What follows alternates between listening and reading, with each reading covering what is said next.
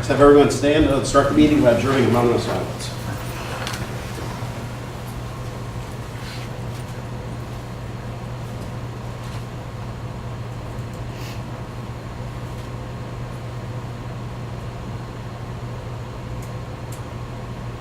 Now the pledge. I pledge allegiance to the flag of the United States of America and to the republic for which it stands, one nation, under God, indivisible, with liberty and justice for all.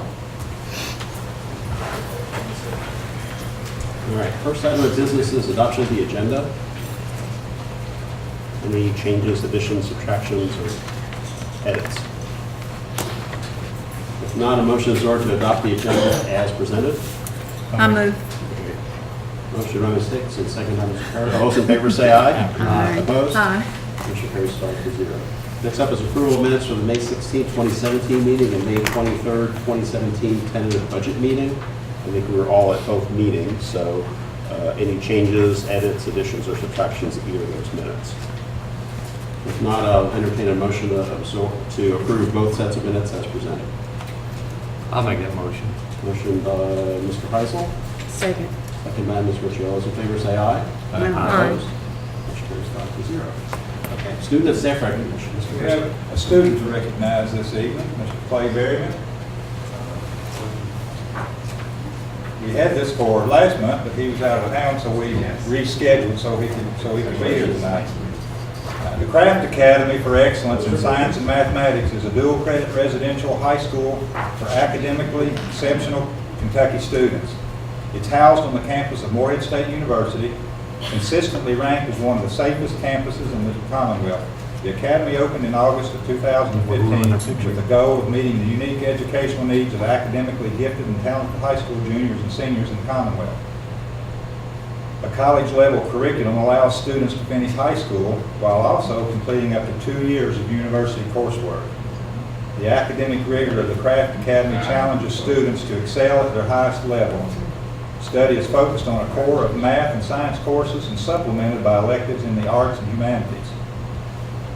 Additionally, they offer project-based STEM courses that enrich the students' educational experiences and help them develop competencies in entrepreneurship and innovation, design and creativity, civic and regional engagement.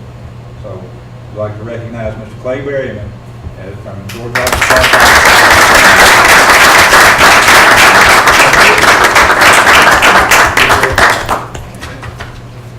And I'll tell you, Clay, my sister, while you're up there, my sister works on the campus there, so if you ever need anything, go in the academic building, the academic building there beside where the president's office is housed, and that's where she is. Tell her I sent you in there to take care of it.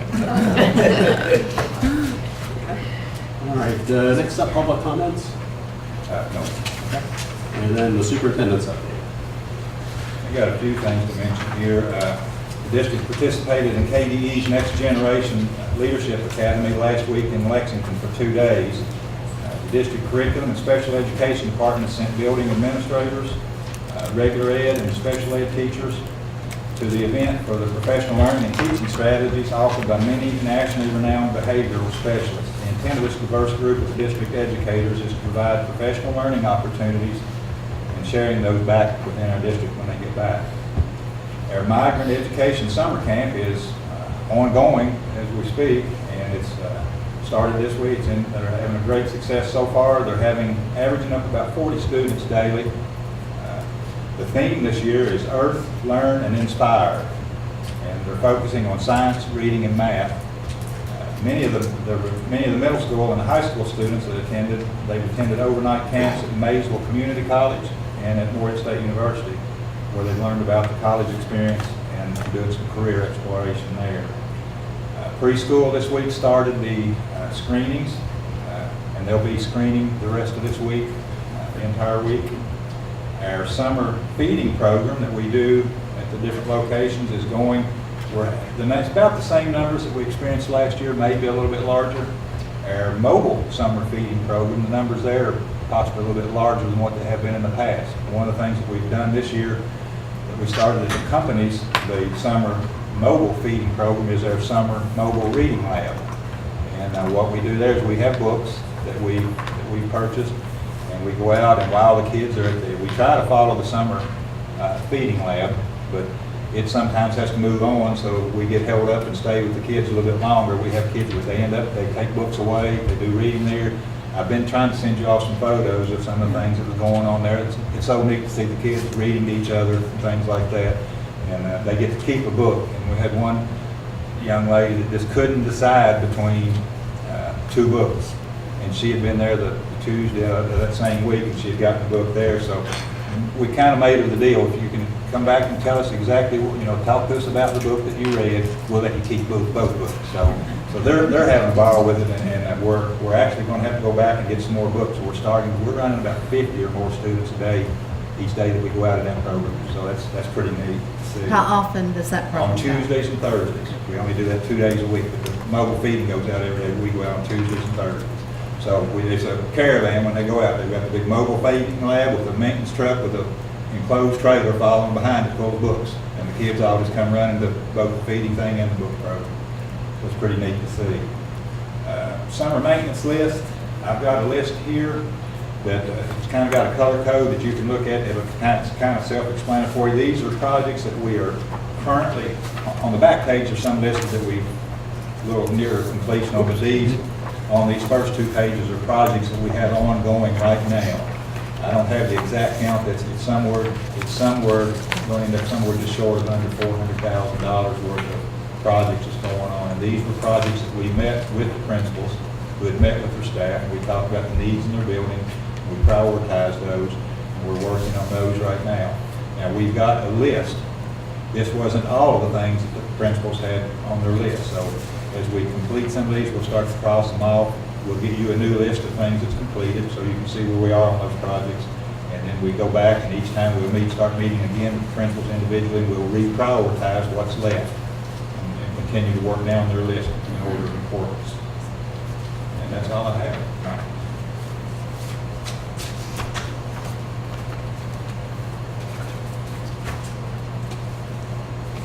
Were the digital clocks at Campbell not included in the renovation?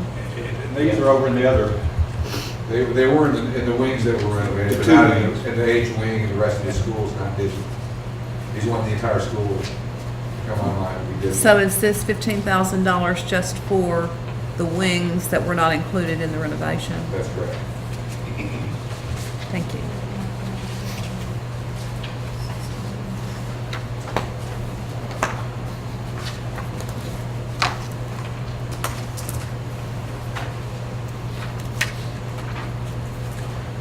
All right, next up, item number 4, consider purchase of manuscript and cursive handwriting teaching materials, grades K through 3, Wisconsin.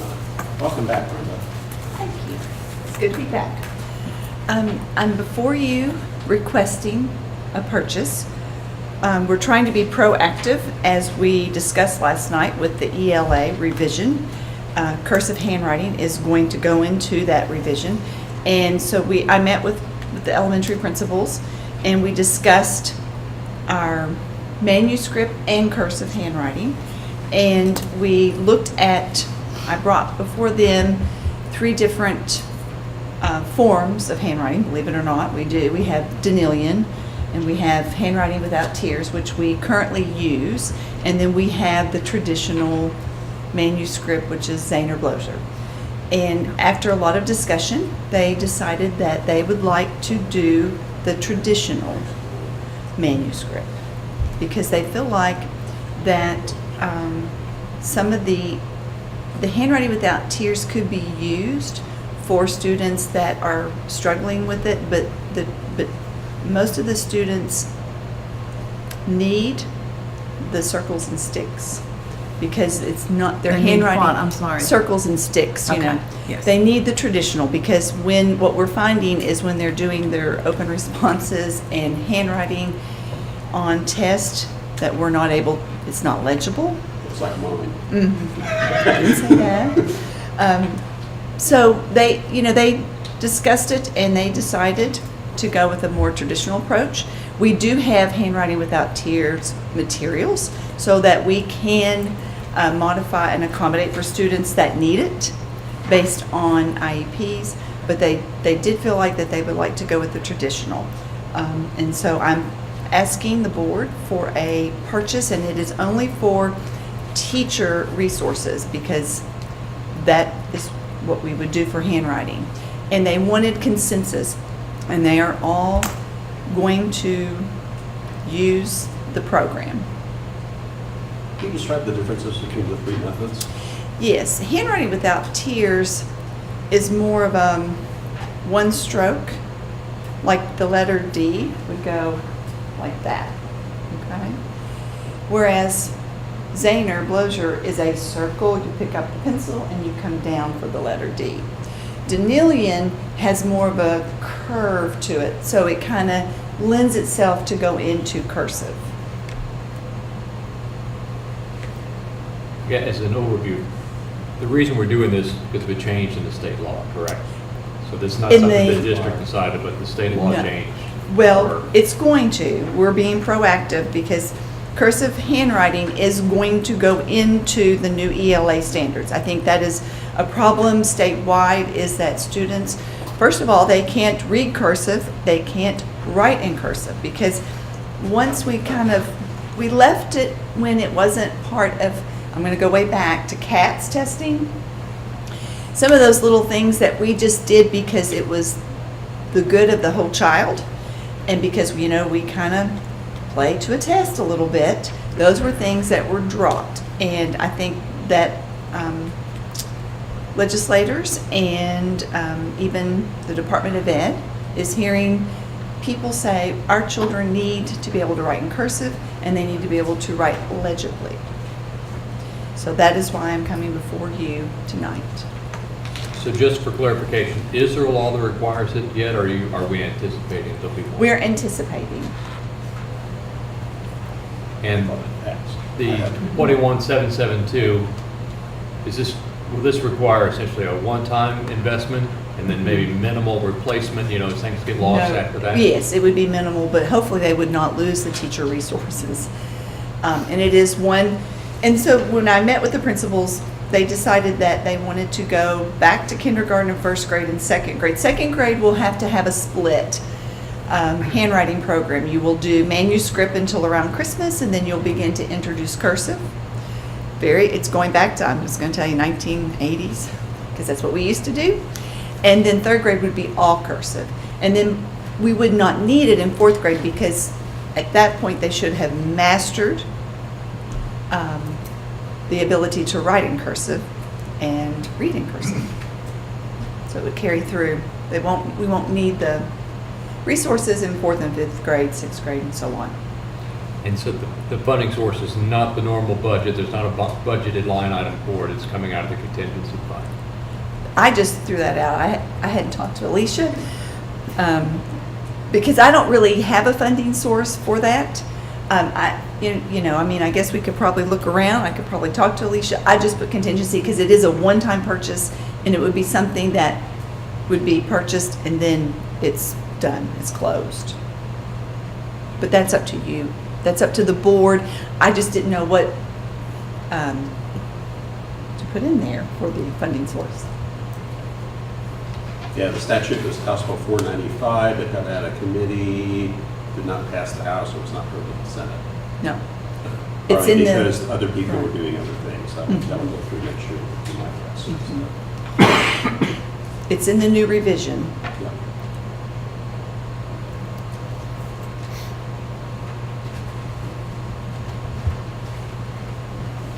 Well, this is something that parents of mine have been asking for a long time. Well, and I think that was the other reason why they went with more traditional, because they felt like that's how most parents have learned to write in cursive and to print, and that would be something that parents could help. You know, if we start doing Denilian, which is a different form, it's almost like in the 70s when new math came out, you know, kind of. So that was some of the thinking behind the traditional approach. Other discussion? It's been interesting to watch 15 and 16-year-olds practice cursive signature. My 22. So we have that 17 do it. teachers at each grade level. Yes, we do. Kindergarten through three. Okay. Any other discussion? Not a motion is in order to consider a purchase of manuscript and cursive handwriting teaching materials for grades K through 3 in the amount of $21,771.82. I make that motion. Second. You know where we stand now. Motion by Ms. Ritchie and second by Ms. Hicks. All those in favor say aye. Aye. Opposed? Motion carries 5-0. Thank you, Ms. Considine. All right, next up is item number 5, consider approval of school activity funds. Welcome, Ms. Ellis. Hi. So in the board package, you received budgets for all of the schools regarding their school activity accounts. Are there any questions with those? I have a question. Yes, sir. Would the district, would it be possible for the district to provide some sort of accounting software so that didn't have to be done by hand? Well, Right. the software system that we use, which is used pretty much by every school district, it will not let you put the budgets in until it rolls on July 1. And then that's when they put it in and they can print the forms out. But the preliminary right now Has to be on paper. is on paper. And that's, the forms are straight out of the Red Book. I mean, if you look at the Right. back of Red Book, that's the form that they're filling out. Some of them have used the Excel version, so you did see, I think, I'm not sure which school it was, but one of the schools Yeah. has it in Excel, but that's really the only electronic version for the software system being used. Okay. It's 160 pages long, and I tried to read through It's it a last lot. night. Yes, Is it there was any- more pages than the policies.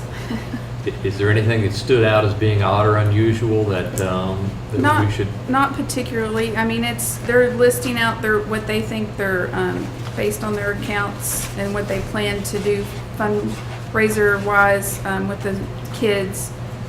And then at the school level, they, similar to how we do here, break them down into the different activity accounts. So it's just an accounting for each inflow and outflow of how they're categorizing. So they're all pretty consistent as far as the types of accounts they've got listed. And we check they send us their bank statements monthly. And that's something that I've been looking at now. Jennifer looks at on a monthly basis of checks that they cut, deposits that they made, make sure they're putting them in the right accounts, writing them out of the correct accounts, that it's being used for student activity. And in terms of the changes that have been made in the last couple months about fees that will no longer be paid, and then also supplies that will be paid, are those reflected in here? Or is this not where that would show up? If they had done their fees, they would be in here, but that's part of their inflows, but that's not part of their budget because they knew it by the time they completed this, it wasn't being charged. So that it's just that accounts that would be like the academic, not the academic, but the extracurricular, thank you, accounts that would still have to do a fee that they would pass on for like DECA and Beta and that type of stuff, that they have to pass it on for them to go to conferences. And so those would be budgeted based on how many kids. But as far as the actual like school fees, now that you all have agreed to pay for the copiers, those are not budgeted in here. And a lot of it is working on what's already sitting in our accounts. They've budgeted Some going of the forward. cases, left over, fees is charged, it's not due fees. Full fees?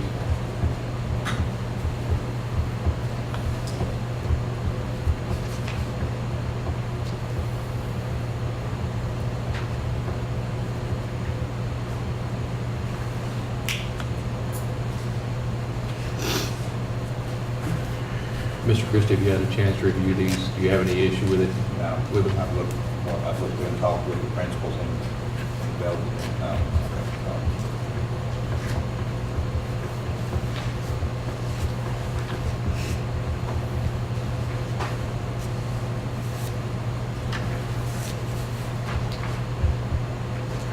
Okay.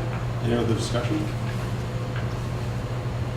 All right. No, the motion is in order to consider approval of school activity funds for the 2017-2018 academic year as presented. I'll make that motion. Motion by Mr. Peredo, Second. second by Ms. Hicks. All those in favor say aye. Aye. Opposed? Motion carries 5-0. Consider approval of first reading of policy updates. Mr. Christie. You've had all the policies. I can tell you that as we've gone through them, I think if you go to item 6A on your, here you'll see the only ones that we have recommended changes in. Go through those first, probably. What those changes are. Policy number 08.13451, Title I. It's a typo on their part that we corrected. It should read families. Everywhere throughout that policy that you see the word family is changed to families, plural. Except the one place where family is an adjective, at the introduction. In the first. Oh, Yes, the first, heading. just that little introductory sentence, yes. Header. The next, that was the only one on that one. The next policy is 07.11. That's meal pricing.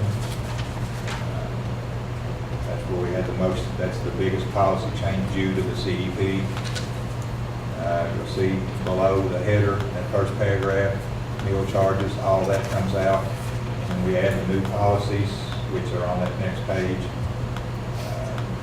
There's another box to take out. And the school nutrition department gave us the actual policies as they should read. This is verbatim, what we need to print.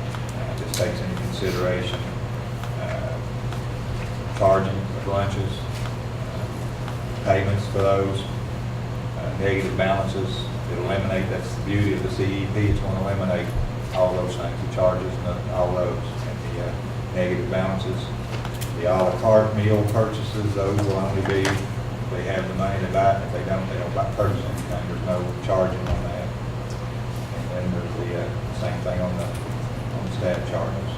And then at the bottom of that one, the communication, that policy, we took that out because we did in all the handbooks, we've already covered that part about the policy being communicated in writing, and free lunch, breakfast and lunch program being in every handbook, so we took it off there. That could stay there too if you wanted to.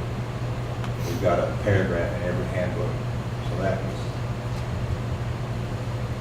that one. The third policy that we had found a change in is another typo. KSBA, it's policy 08.1. This is a little 0.1131, alternative credit options. Under the online courses paragraph there, it says high school students may also earn OB academic credit. It should, the OB should come out. It should read high school students may also earn academic credit to be applied toward graduation requirements.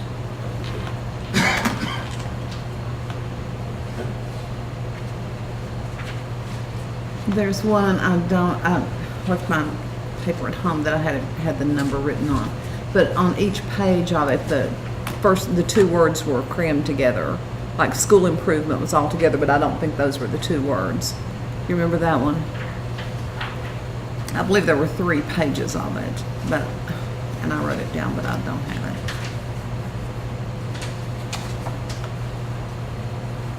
And it's in the header, in the heading of each page of it.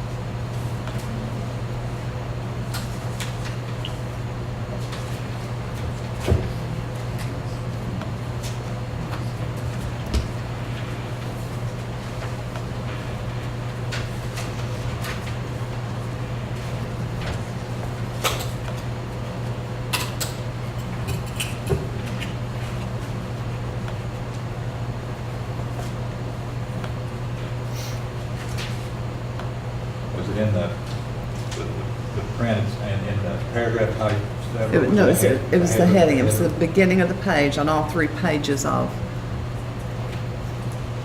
and I can't even remember what the content was. It was very orange on my computer at home. It's not orange on this one.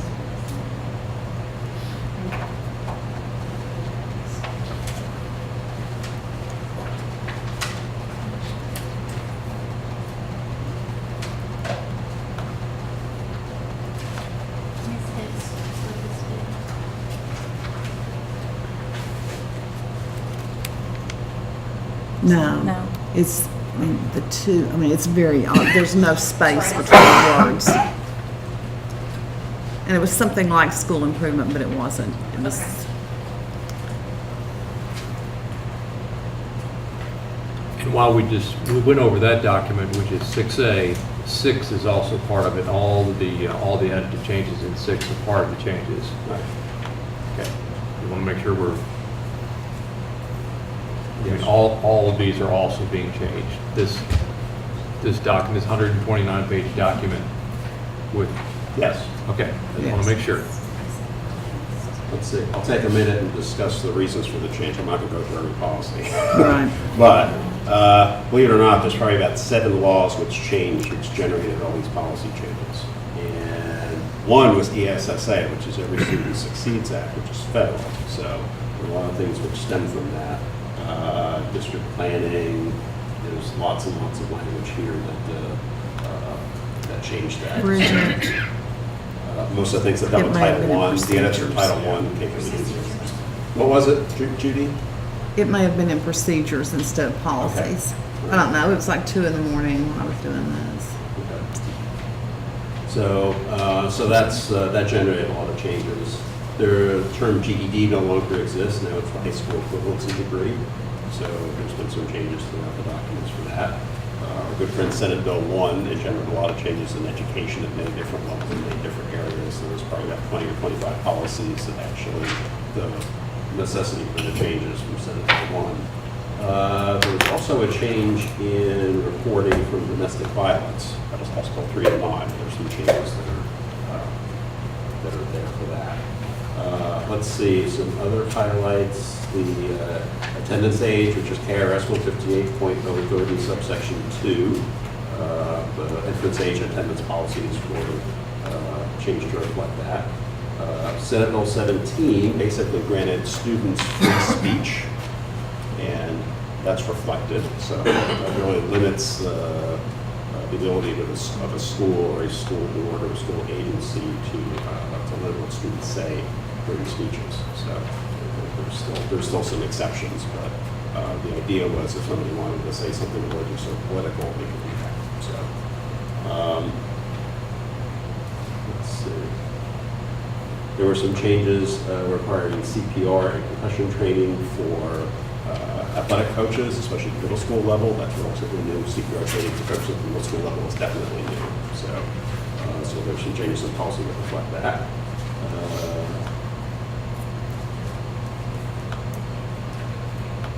And there are some other changes. There was a change, House Bill 33 changed some language where schools can release students to the cabinet. The cabinet is basically regarded as a guardian and could do a lot more of the things that a guardian could do that they couldn't do before.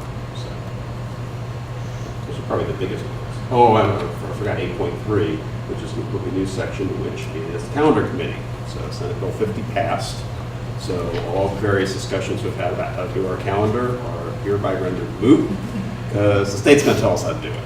And if you're going to pick one policy out of this set, that's the one I would sit down and read carefully.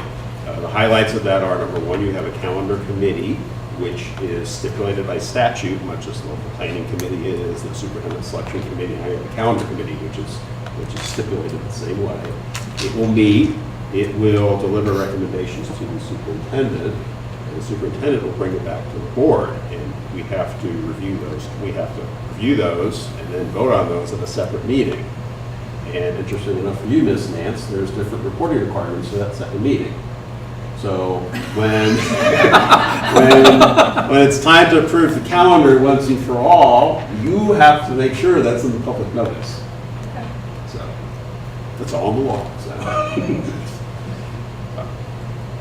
Let's see, snow days have been a source of discussion. The statute stipulates that we need to use the rolling average of the past 5 years.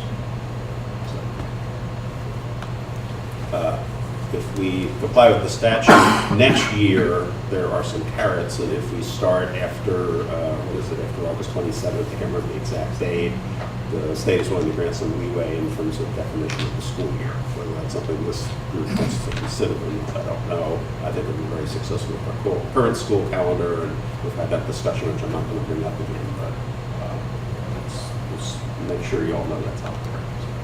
But yeah, that's a completely new policy to me, a completely new rule. And in case any of the members of the public want to see these changes, like so many other things, it's on the district website. Go to District Links, Board of Education, you can download the meeting files and see all those changes. The interesting thing is about the meeting notice is stating that we are discussing the calendar of this meeting. That's actually pretty unusual, so. I want to add, there was one fourth policy change, the one you all discussed last night, and that was policy number. Right, yeah, I was gonna get to that. 09.16, that was the student handbooks. That was changed to read, schools shall prepare, review annually, and digitally distribute a handbook listing district and school rules and regulations. Parents shall be asked to provide written acknowledgement that they have received or reviewed the handbook. Printed hard copy will be provided upon request. The handbook will be digitally distributed by the school and the district website. I've got copies there if y'all like a copy of that. Oh, that's a whole set, that's a whole set, just gotta take one. Yeah, and the other ones, It's not all of them, but most of them. some of these where we make recommended changes, we send them back to KSBA, and you'll see copies of what they would read, what they would look like if you adopt these changes. They've already sent them back to us. Now, the one you did last night, obviously, we didn't got back. Right, okay. There's a couple of And others. 0711 is basically, that was their recommended language. And that was the entire food services. And then there'll be a procedural change form too, when we do the procedures. And this is the same one you sent out this afternoon? Which ones? The meal price, 0711? Yes, yes.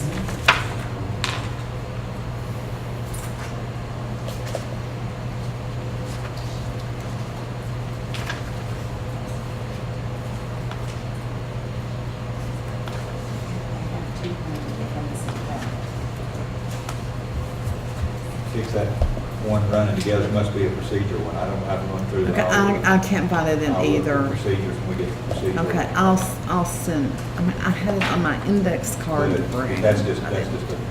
typographical thing. Yeah. Correct without a, Okay. doesn't change the title. All right, any questions or discussion on any of that?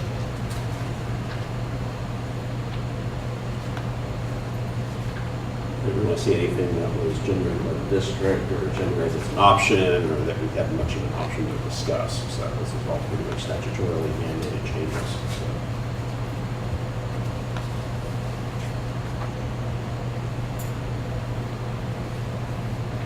All right, let's see. And I guess for 0916, which is student handbooks, we've changed it from what we approved last night. So that would make tonight the first reading, right? I thought you did first We reading have- last we- night. Yes, we did a first reading last night, but we changed it between the first reading and the second reading. So this could be first reading, that puts it right in line together. I'll vote at the same time. Okay. All right, questions, discussions, comments?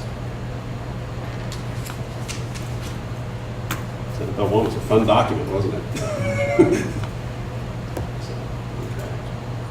All right, if there's no other questions or discussion, then the motion is in order to approve first reading of policy updates as presented. I'll make that motion. Motion by Mr. Peredo, Second. second by Ms. Ritchie. All those in favor say aye. Aye. Opposed? Motion carries 5-0. All right, next up is item number 7, procedure updates. There's policy that must be procedure.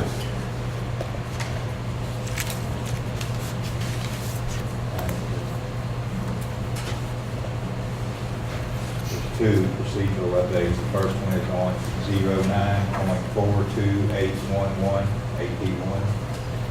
I can bring that up here right now.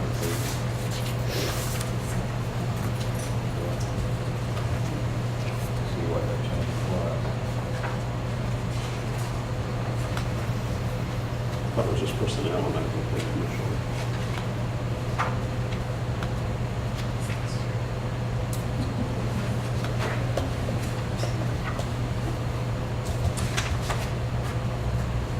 Oh, yeah, Yeah, that's the one, all that was the change of the district's Title IX equity coordinator that had my name on it. That should be Donald Stump. And the ADA Section 504 coordinator should be changed to Bridget May. That's just two names, that's the only change in that policy, is name changes. Was that sent out this afternoon? Didn't I remember that? It was in, but it was in the It was documents. in the Okay. documents. It was in the I can't find procedures. mine. It shows it marked out. It's next, it's at the end. Oh, here it of is, the okay, document. I see. And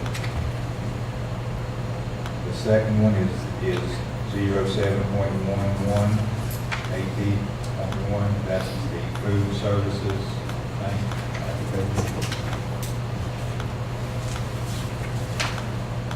Yeah, it's this one we have in our hand. So that reflects the community eligibility provision which the district observes, and this is language that's been vetted by KSBA. It's been vetted by KSBA, it's okay with USDA and federal government. That was the only two procedural changes that we recommend.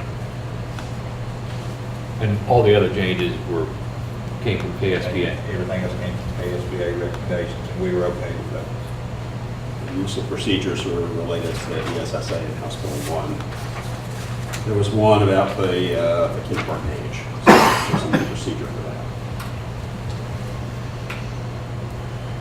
But most of those follow the changes in the procedures that accompany them.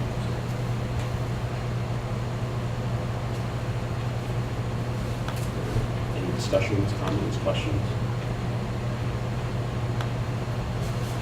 All right. Procedures, I think, only take one meeting. Right. Okay. Yeah, now we- So no other discussion, motions, order, consider approval of procedure updates as presented. I'll make that motion. By Mr. Heisel. Second. Seconded by Mr. Parrott. All those in favor say aye. Aye. Opposed? Motion carries 5-0. So the procedures are through and the policies will need to come back for a second reading. Okay. Next two items are boost organizations. Item number 8 is consider approval of dance team boost organization. Mr. Keene. Mr. Stump.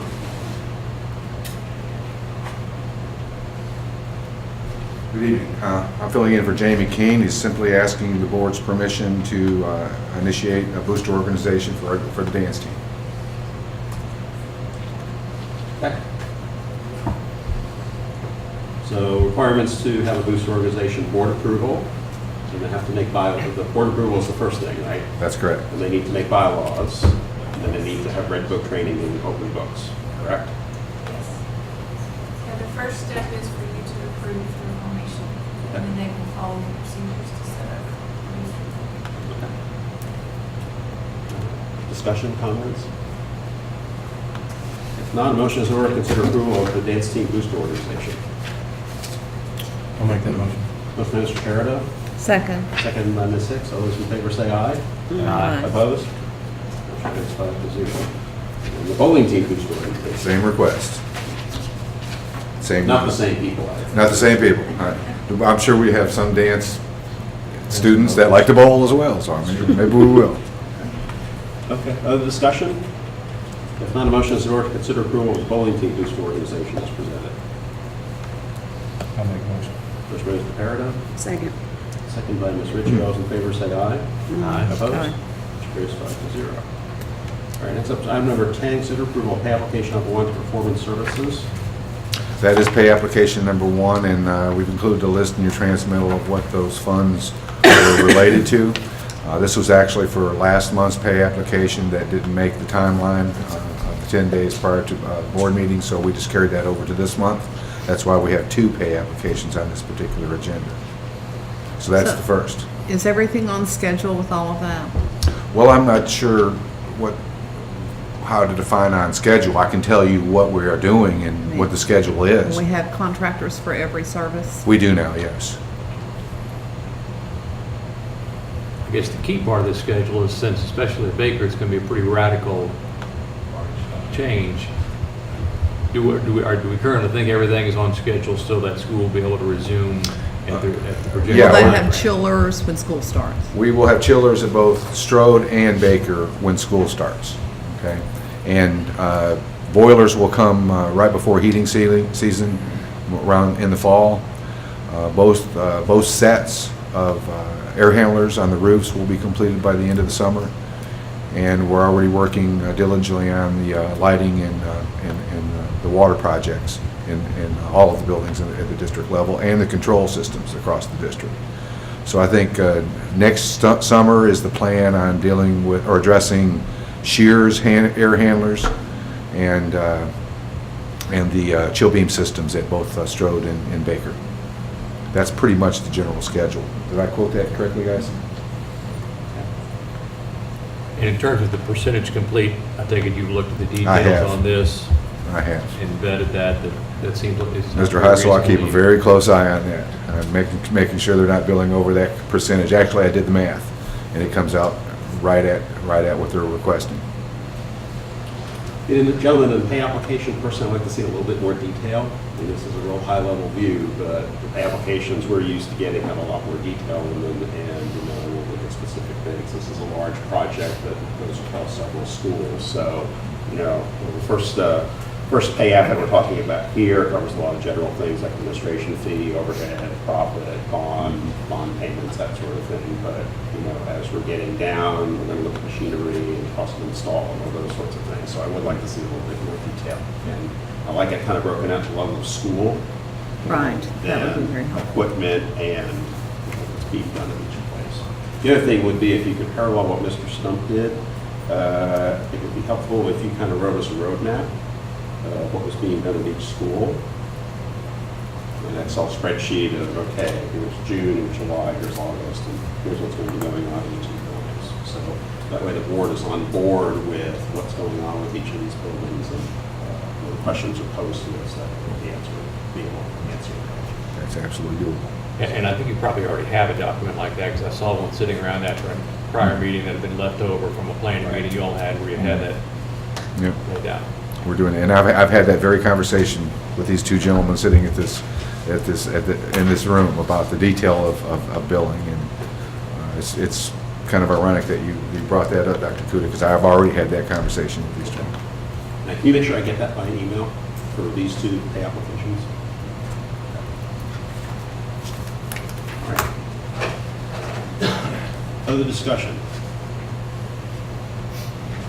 If not, a motion is in order to consider approval of pay application number 1, Performance Services Incorporated for the district-wide energy project, the amount of $371,284.80. I'll make that motion. First by Mr. Heisel, Second. second by Mr. Farrow. All those in favor say aye. Aye. Opposed? Motion carries 5-0. And then next is item number 11, which is pay application number 2. For this month, which was on time, so I submitted it and included it on this agenda. Same request, the pay application number 2. Any questions or comments on that? And the same comments apply to this pay application, so. Okay, if no other discussion, then the motion is in order to consider approval of pay application number 2 to Foreign Services Incorporated for the district-wide energy project, the amount of $243,432.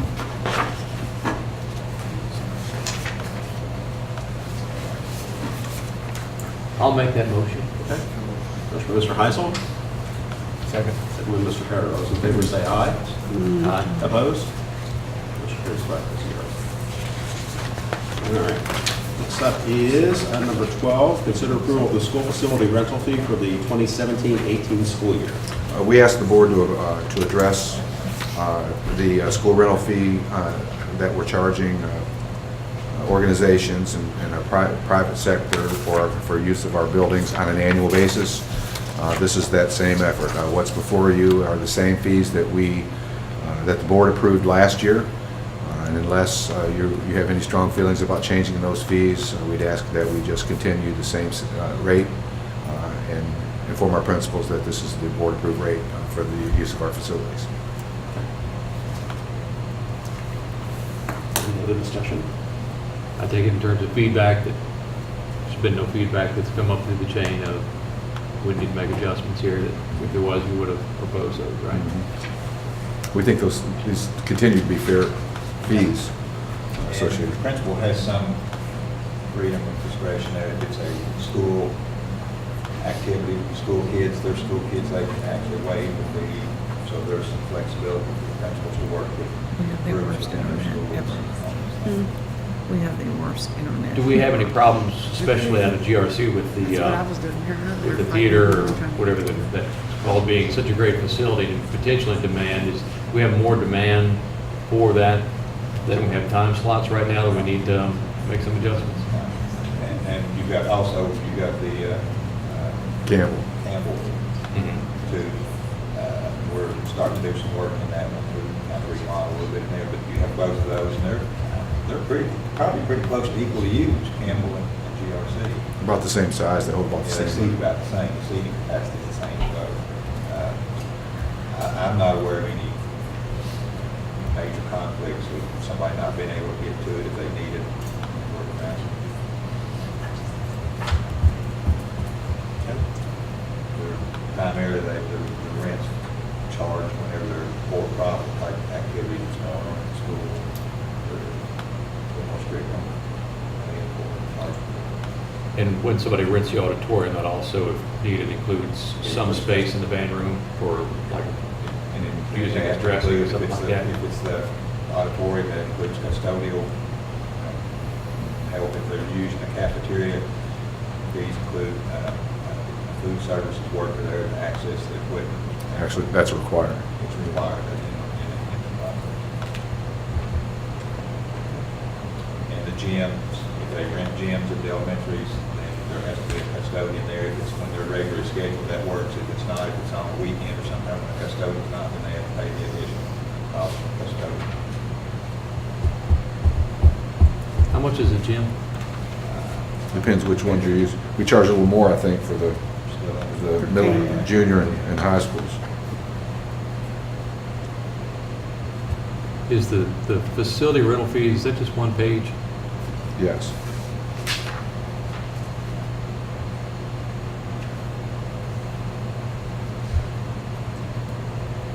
Does it say gym on it? It doesn't have it broken down. Oh, It just says, does that mean anything at the elementary school GRC in Baker is $25 an hour except the auditorium? That's how I would interpret that. And that's how it was last year. If you're recommending we add a specific area for gymnasium, we can do that. 25 an hour is what the rent of the gyms for. You think that would make it more clear? If it worked last year and you haven't got any problems, there's no reason to look for an issue on this. This is just basically a guide for principals that were consistent across the district with the rates that we're charging. We'd certainly honor any recommendations you might have.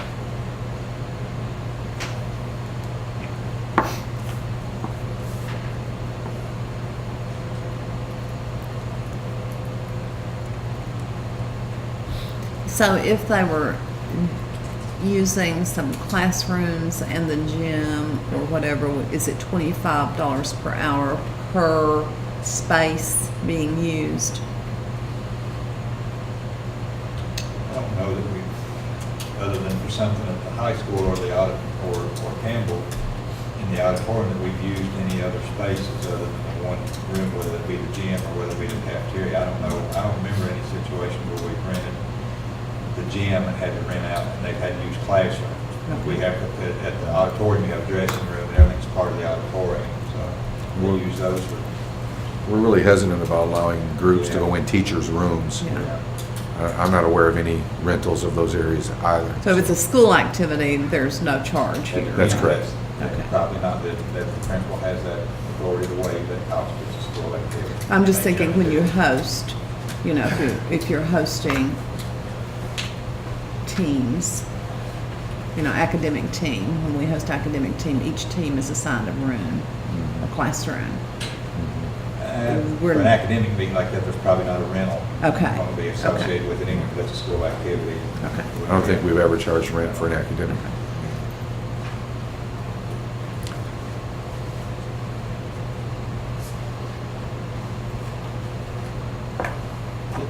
Other discussion?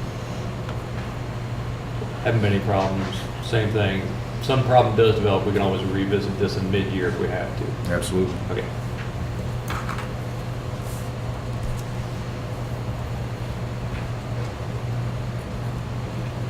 Any other discussion?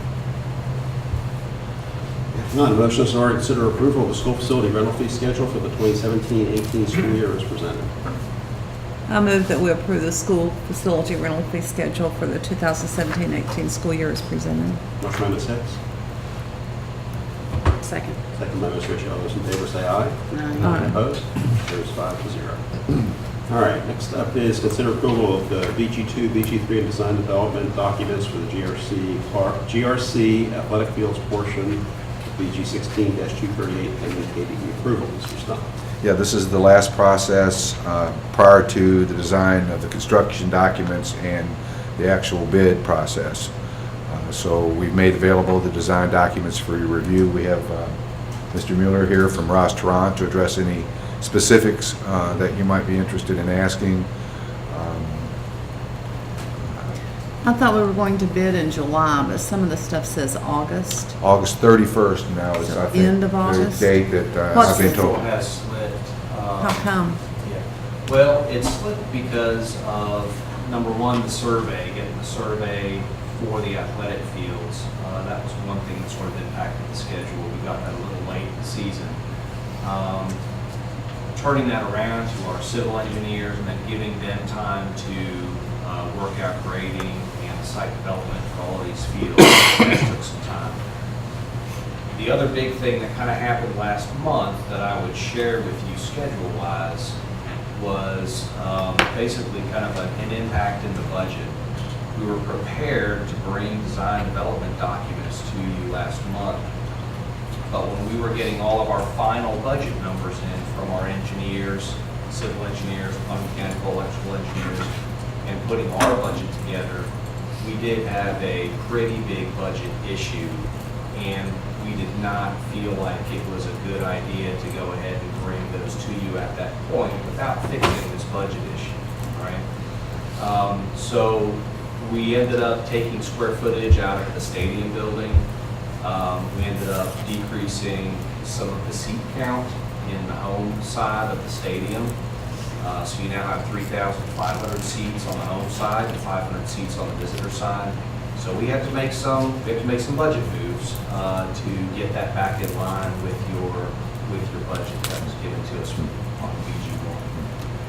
So there have been some hurdles, on the athletic field side of things, and we're bringing the BG2 and the BG3 to you with the design development documents with what we feel like is something that's in line with the budget that you guys provided. Thank you. What's our current field capacity? 4,500. So we've cut out 1,000 from what we had. 500, that was 3,500 on the home and 500. If we have graduation, though, Yeah. you don't see on that, you don't have graduation base in there. It was reduced from 5,000. Originally, we were around 5,000 seats. It was reduced down to 3,500. The bleacher prices came in really high. The field house itself on the football field was reduced 8,000 square feet. So we're really still not going to have a decent place for graduation even after all this is done. Outside, The gym is where graduation is expected to happen. I mean, the gym is. And how many designed- is it going to seat? Well, you're going to have 4,000 seats, and we'll be able to seat another 500 on the playing floor. So you'll have seating capacity for 4,500. Graduation in the gym. Why are we having graduation in the gym? Because it's indoors. inclement It's weather. indoors and you're not. Because we don't have to look up Dependent at on the the sky and weather. worry about getting hit by lightning like we do every year. Plus, in the high school, you're talking 4,500, and you also have the option of live streaming right in the auditorium, the current practice gym. I mean, considering the crowd at this year's graduation. That's another 1,000 people. It's going to put you at 5,500. it- I will admit, this was one of the smallest graduating classes we've had in years, and it's probably the largest crowd we've had. in years. Crowd sure didn't reflect that. It was the largest crowd I remember at the time that I've been here. I mean, just judging by the stands and the both sides, it was the largest crowd I've seen. One of the alternates on this design is to add 500 more seats to the visitor side Which would on the put it football back to, field. 500 under, well, about what he's currently seeing. that would put it back to current, what we currently see outside. So you'll reduce seats, as you were just describing, on the home side, and if for some reason the actual bids came in less than you thought, I mean, did you do it in such a way that in the future you could expand to the outside, or did you cut the number of rows, or how did you accomplish that? On the that home cut? side, we just kind of pulled it in. We left the distance between, say, the track and then the back of the back of the bleachers. That distance stayed the same. What we did is kind of pulled it in on the sides to reduce the seat count. There is an alternate in there to add 500 seats to the visitor side, which would give you a total of 1,000 seats over there. And again, that's kind of keeping the same distance. It's about 30-yard line to 30-yard line, and then going up further on the hillside to increase that seat count. Now, with the thing that I would just add to this discussion with the football field is that you have a much larger area on the field itself to put chairs and/or on the track to put chairs than you do in the gym. If you do end up with a situation where you have a graduation that you need to seat 5,000, 6,000 people or something, you know, that area on the football field is going to be a much larger area than you could fit on the court in the gym. How does chairs work on it? Yeah, it's because it's kind of soft and rubbery. Just you don't do anything to the leg? There's nothing required to sit folding chairs on the turf? Yeah, I'd have to check. I don't know. Yeah, I'd have to check on that. But back to your question, we reduced the facility that the bleachers are over by 8,000 square feet, so you have a smaller structure under those bleachers now as well, and reduced the bleacher size. And in the future, could we add to that? That's your question. That's the question. On the home side, Yeah, I guess so. We have the two parts. We have the bleachers and then the buildings underneath it.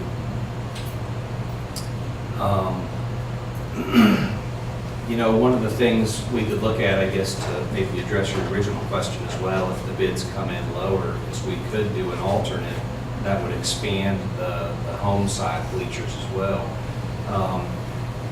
It would be challenging the way that this is set up because we have this building underneath the grandstands. When you dig the footings for those piers that are going to be coming down from those grandstands, you probably want to do all of that at the same time. And so I guess what I would say is that if you were wanting to create a situation that you could do that in your design, one of two things could happen. You could either A, go ahead and do it as an alternate and see if you can take it at that time or not. Or B, you could go ahead and design the footings and the piers into the design right off the bat and then come back later and attach bleachers onto it when budget allows or you know, if possible to add seating to those grandstands. Those diagrams, that was the previous seating arrangements, right? That's the, Yes. Do you want to just maybe point out on that where you all made those adjustments so we can have a general idea? Yeah, and I need to maybe be a little careful here about where I'm kind of pointing this out. And this one, that diagram over there might be a little better to use just because it shows the stadium, the bleachers in full there. Next, thank you.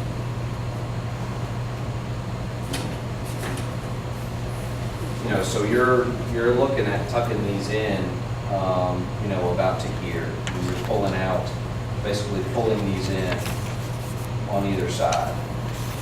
10, 15-yard line on either side of the goal line where you're at right now. Yeah, you're probably somewhere around the 20-yard line. If I were to make just an educated guess here on the seat count. One just a second, Mr. Heisel, I might have a diagram that. while he's searching for that, you have several alternates that are included in these documents that do not include the entire field project. It's your tennis courts is being bid as an alternate, your field house, all of the mass grading associated with both of those structures, and your bleachers on your visitor side. Those are your alternates so far. You're saying the field house is an alternate, it's not in this bid? That's correct. It's not in your Kidding. it's not in your base So there is project. no weight room or anything right there for those people? That's correct. I think the plan for the weight room. This is not what we This were, is- I mean, this is getting a little out of hand. I mean, this is taking forever, and we're not getting what we want, we're not getting what we promise the community. when this facility opens and there is no field house, and for some people, no tennis courts, Tennis That's- courts, I think, are big too. Now, if you add this to the, as an alternate, you'll have 4 alternates beyond the base bid. They're in there as alternates. So when they come in, we say, yes, we want to do this, this, and this, That's correct. then we could make it happen at that point. If the bids come in low, then you can choose or prioritize your alternates. Now, this doesn't include your softball and baseball field. That's not going to bid, Why are we not bidding those? because you're way beyond your budget. Now, So you're- why are we not bidding them though? I mean, just to see where we should be. Well, we can. I mean, we can go through the process of designing those fields, you know, and bidding them just to get a cost on it. If that's what you want to do, we can do that. That's possible. I mean, that's within, you know. My understanding, Mr. Peridot, is that the time it would take to draw those up would have delayed us to bidding several more months. Could potentially have We've been delayed. delayed. I mean, we've been through, I don't know how many revised things. I'm not sure what's happening here. I'm starting to feel like a second-class citizen when it comes to the work that we're doing here. You know, we passed the facilities plan in May of last year, and we're told at that time that the gym could be done because it was on the other facility plan, that we can go ahead and get started with that, and we'll be in this gym, and we'll go on to these others. But nothing has happened. You know, people are looking for dirt to be moved and seeing something. People were expecting to see something happening here when school got out this year, and I thought that's what the plan was, is that when school was out, we had all the time, with kids away, we could do some major construction. And now, if everything goes right and we don't screw up anymore with these BG 1s, 2s, and 3s, we might get bids in August, and then we're gonna start right in the middle of school. Yeah, there was a pretty big hurdle there in the beginning with the size of the gym and getting that waiver request into the Board of Education and stuff. I mean, the gym is, you have a big gym. I mean, this is gonna seat 4,000 people. That's a lot of seats. And, the time to create that waiver, send it to the Department of Education so that it can get onto the Board of Education's agenda. All of that took months, you know. I mean, the Board of Education meets, you know, every 2 months, right? The State Board of State Education. Board, yes. Clarify that. Yeah. Because we meet a lot. We meet a lot more often than that. You guys, other than that, yes, as the local board, yes, absolutely. I'm sorry, yeah, I misspoke, it is the state. Like what he said, it's been going on for, Yes, that whole process was 6 months. and this is not what we want. so what is this budget hurdle? Should we understand anything about that? You know, I mean, like I said, we've got things back in budget, but we had to cut some things out of the stadium project, out of the athletic fields. Now, originally, we had set a budget of $12 million for the gym, and we're actually a little under on that. We're more around 11.5. And What's the 14.315 here on the BG1 gym only? That's including all of the soft costs, I would think, associated with. which document are you looking at? Local planning committee presentation, BG1 gym only, combined BG1 gym and athletic fields, current cost opinion. Okay, Page was that from- 22 in our documents. Is that from your documents for tonight? Yes. I'm sorry, I need to. Is it the BG3 here? Is this what you're looking at? That form? No.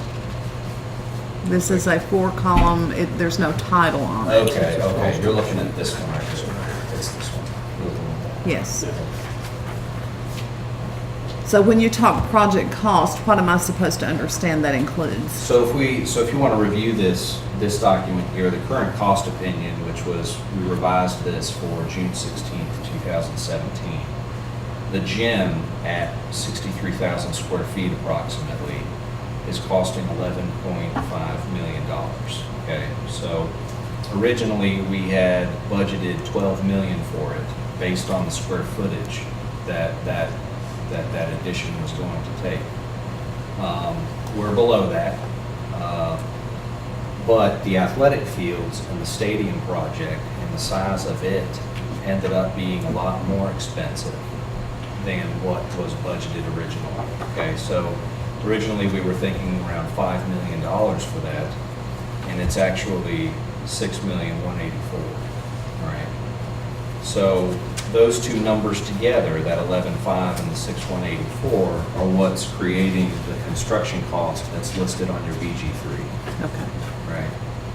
And that's that 17,729, 60.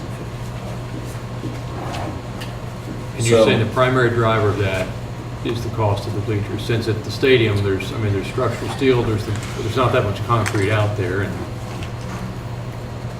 and the labor is probably gonna have less impact there. One of the things that I think schematically, when we were looking at the field house and the football stadium, we were originally, after the program, looking at putting,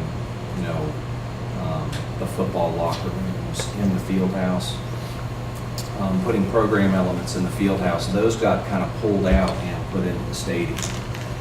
Originally, on one of the original schematics, we had just kind of a small outbuilding that was going to be restrooms, concessions, and then the football teams were going to have to walk across the road to the field house.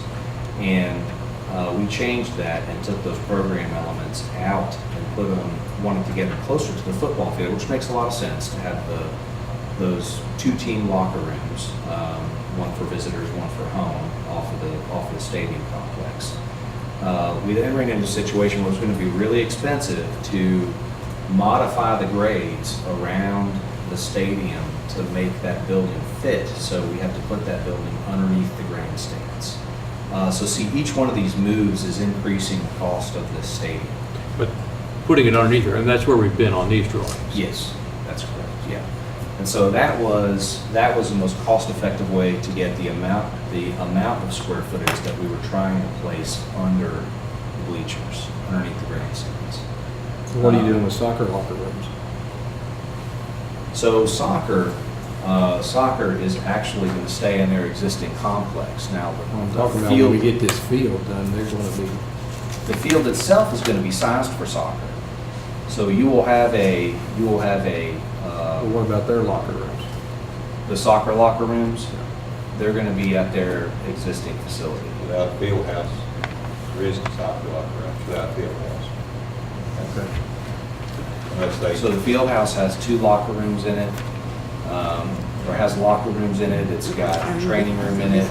Field, are you talking about what's underneath the bleachers? or you no, talking- it's a field house, No, it's this talking about a is- I'm separate right there building. with you, right? Yes. the one in the middle next to the That's this That's all building. we're gonna put in that is 2 locker rooms? That's this building right here, Mr. Fairweather, this one right here. And yeah, so the floor plan, A weight room on one side of it.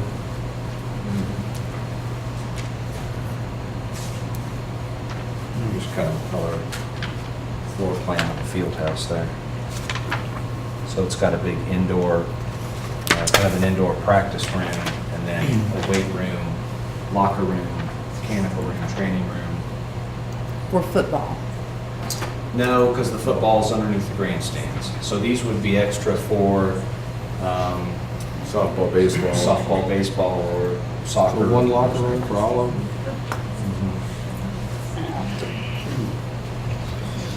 I'll tell you, from my standpoint, this is pretty disappointing. I Agreed. don't know. So if that's for softball, baseball, all of the above, and softball and baseball are playing at the same time, who gets the locker room? Just a, Well, What if? I mean, Softball, Title IX, if they don't. so. one thing we've done is made a larger dugout with a room on the back that, the teams could change in. that's an option. But again, we've kind of, on the softball and baseball fields, with those sort of falling off of our alternate list here, you know, we're not really in the process right now of designing the baseball or softball fields at the moment. But that is an option, you know, that we could look at. Or we could increase the size of the field house to accommodate those locker rooms. The thing is that when you increase the square footage of something, you increase the cost directly because of, you know, I mean, the cost per square foot of something, you know, if you're thinking something's going to cost $180 a square foot or $170 a square foot, when you create that space, you're now adding on to that budget.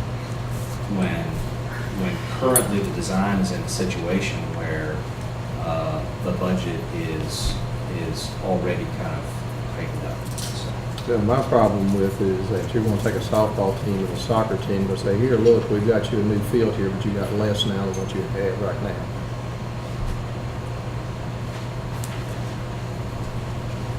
And I believe the expectation for the community is that when the athletic fields get done, it's all a one campus. Exactly. Well, I don't think Location soccer's for going to be on this everything. one campus. Soccer's going to stay where they are. Over That's down fine. Unless down it's the road. raining. Yeah, if it's raining, they'll play on the turf. They said they wouldn't play on the turf. But most of the time, they're going to stay over here. Why are we making Well, that decision? Yeah, I would say, but that's only because of what Mr. Perico just said. They've got more where they are than That's they're what I'm getting saying. to the I field. mean, you know, I Is don't- why they would make that. But that's not a change from that. That's the way it's sat 2 months ago when that came out.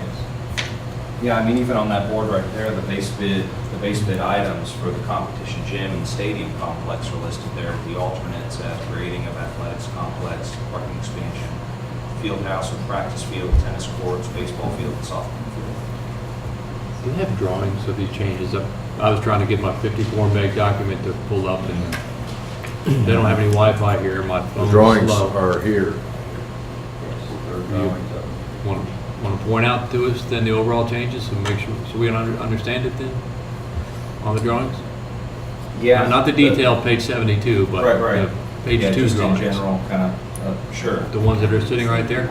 Now what changes are you referring to? The changes that you made from So those the drawings, reduction in square footage. those schematic drawings right there, yes. Okay, so the reduction in square footage is, yeah, I mean, you want to pull the floor plan out, or? Seemed like we ought to at least know what's being proposed. So if somebody asks in Kroger's, we could tell them. Yeah. So basically, I mean, the stadium, underneath the stadium building, the floor Floorings. plan. You do want to look at the floor plan? Yes. Yeah. Okay, all right. Yeah. Sure. I misunderstood. Clear I'm sorry. table I was off, just or trying to figure get a out table what, in? what we wanted to do here. Read. so. Your face is starting to get red. Mr. Makers, do we have Wi-Fi here today? Because I'm having a hard time. connecting It to is slower than molasses. And I'll take all the help I can get. Is there a Mr. Christie's at the table. You're getting.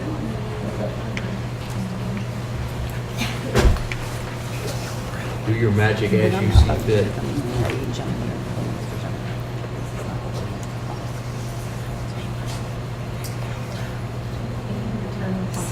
You're actually connected to your phone right now. I am because I can't connect yours, but I will stop that straight away. Boom.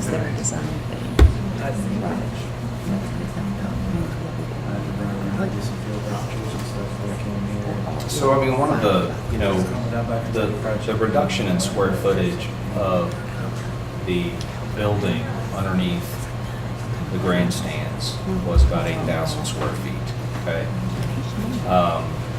One of the things that came out that we were trying to put into that program was a waiver.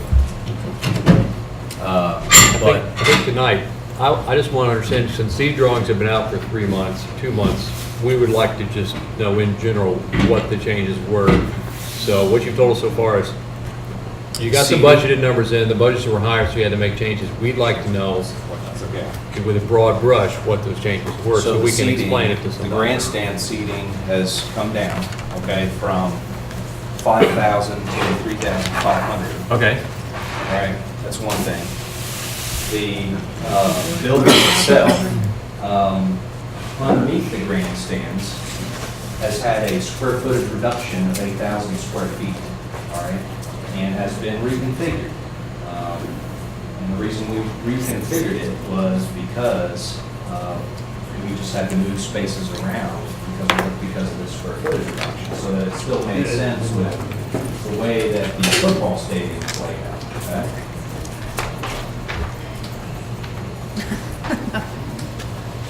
I'm a visual learner. I'll be presenting the next segment. Sure, you can do that. I'll just take your seat. Oh, there's more people on this side, don't we turn around and all? So, here, look at the. I haven't pulled that out yet from the Florida. Then I didn't have a problem. Yeah, I'm gonna put the larger one here, but this building right here, okay? Look at this page right here, okay?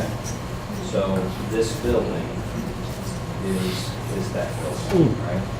So, now hold on, I'm just trying to orient you. This is the new design right here. Correct. Okay? Let me get to a bigger floor plan. Your eyes were off mine. So here's the floor plan for this building. So one of the things that was changed, if you look over here, these ticket concession stand spaces are really big. And one of the initial thoughts was that you would buy tickets from these windows as you come in and get your concessions on the other side. Now, the tickets are still purchased here, okay? And you can still enter through kind of the grand entrance, which is on that rendering, right? The concessions, however, have been moved to either side of the grandstands. So now you have almost a better situation when people are coming out of the grandstands, either down these stairs here. Actually, they're just coming up the stairs here. So also the visitor bleachers over here, these bleachers right here, visiting patrons are going to come around the stadium and they'll be visiting that concession stand. It's We've got got to be restrooms here, so we've So you've got enough to work with. increased the size of these restrooms. Yeah, fixture count, we've got one, two, we know you're more. All right, so here was the. Pictures? Well, let's see, yeah, 1, 2, 3, 4, 5, 6, 7, 8, 9. Well, here we go. 1, 2, 3, 4, 5, 6, 7, 8, 9, 10, 11, 12, 13, 14, 15, 16, 17, 18, 19, 12 over here, and we're down to 8 now. There's one for each side of No, wait, there's 2 restrooms on either side. I mean, of the this. design is good. Okay, here you've got men's here. You did have women's it here. split down with These No, two we're not up. getting any better. We got 8 over here, let's just do women. Okay. They're most important. You've got 1, 2, 3, 4, 5, 6, 7, 8. You got me? 10, 11, Okay. 12, 13, 14, 15, 16. So we went from, what did I say, 12 to 16, so we have an improvement in terms of women's restrooms. Is that different? Yes, that's a good improvement. And That's an older one. It gives you general. are our teams able to use these? Your teams have their own restrooms here. That was back in May. That was a little bit of an older one, but So this is your kind of give you an visiting team idea. locker room. So you're That time when it gonna was walk started. in and come into the visiting team locker room, and they have showers, Do what there's urinals. Yeah, they're there's asking to do toilets, and what he's proposing right now is about $5 million. And over here, we've got the locker room. Right. Showers. I think we gotta go with it, and we gotta talk to the community. Right now, I've got 2 meetings set up next week with 2 members of the community about paying for stuff. So then, that right actually, now the design was that's giving. $17.5 million In budget, the new version, it has the old. construction budget. It looks like you took a lot of money here. There's a lot of space out here, okay? And we took this all the way out here, this yellow piece here, so we took that out as well. Was this enclosed here? Not necessarily, there was a fence that went across. Okay. And so now it's gonna be a little bit of a harder edge, You it'll haven't actually any- be a wall, okay? Gordon, you have any issues Rather with than yours? kind of the piers and the fence. If, if it's thunderstorming, can I get under this area right here? Or is it too short? This is mostly for storage. It's not that it's too short. You would be able to walk underneath here. I usually don't look at it. Pretty large volume right there. Of course, it has Wait tapered for this to out. get over with. But your first seats here, she's, in order for us to get she's connected to what she's supposed to do. This- high enough to where you show you can what- look show you over what the the track speed and get a is. good sight line in the field. We've had to So elevate. this number down systems here, this off of the 24,000 ground. that's right here, doesn't have these two numbers in it? So we're 4 to 6 feet. Doesn't have anything in it. So we're 4 to 6 feet off the ground. It here. doesn't That's have where a field the house in stairs it? They're I bringing thought he you said up. that, I thought Donald said it didn't include tennis courts. This is future, this is future. And we're putting gates, here. We have an entrance here, and a gate here, so you can actually set up or have the flexibility to have different entry points. So you could have an entrance point A, B, C, if you were trying to, say, separate the visiting team from the home team, if you want them to go through a separate entrance or people who already have their tickets, from people who have to buy tickets, or when the game starts, you can close those off and make everybody come out here. Project costs, so they have both those in there too. The project cost will probably have your soft cost and its construction, and then you've got your other soft Like you costs. made, He said it was 8,000. You're 8,000 square feet smaller, You're about 22 but something a lot right of now. that What- came out of this big I have to go back and look at open the area I think here. it's about 22. this open area which was not enclosed was included in that? It's included in the 8,000 square feet. Here, I'm sorry, West. 3 weeks, See, months I'm ago, sure I'm answering correctly. the This bids part that here is a went in, real that's building. came in, and they were way under bid. I saw This- 2 others this that area, did bid, and yeah. they came in under bid on what they were doing. Without running a pencil to it, it does not look That's like why we it's should be small. bidding that. So if you were considering you reduce wages, this open lobby, Yep. to just fresh air, then I'm not sure that's much of a Well, reduction. But It's an impact. it's concrete slab, there is an impact there, yeah, definitely. When the rain's coming from the southeast, it's, Yeah. I think this actually looks like an improvement. So then show us then on the bleachers where you chopped off. Here's where we were, Yeah, same thing. coming out to almost the goal line. Then to say, we want the baseball, softball field, all bid. They're gonna say it's another 30 days Like Mr. Napier? Yeah. to get that. Nice. Yeah, that's kind of everything in there except for those two. Yeah. Was this part of the 45 meg document that I didn't I'm gonna download? go back. Well, What's the why bid? can't we just, I mean, do the gym and keep working on it? Well, that's been, was my understanding all along. I went to the state board in February and got that approved in February. That's the large And it was done. leisure section. We had to design, So set in it short, in. you have press box up here, you've got chair Oh, wow, the mats. gym could be built up right now. Just regular leisure seating. I think they're trying to get it all, everything out on one bid, and I'm sure that might, Press box is still the might same. help. Companies could bid Top section of the rail line. parts on both sides of it. Yeah. So what are your faces going back to? Basically just,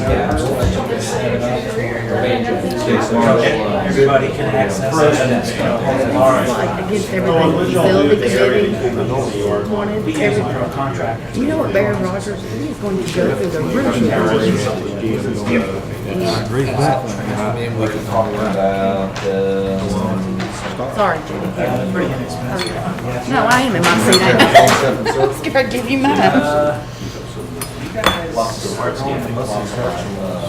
I think you all have been working hand in hand with them on this, or have they just been doing their own thing over in Lexington?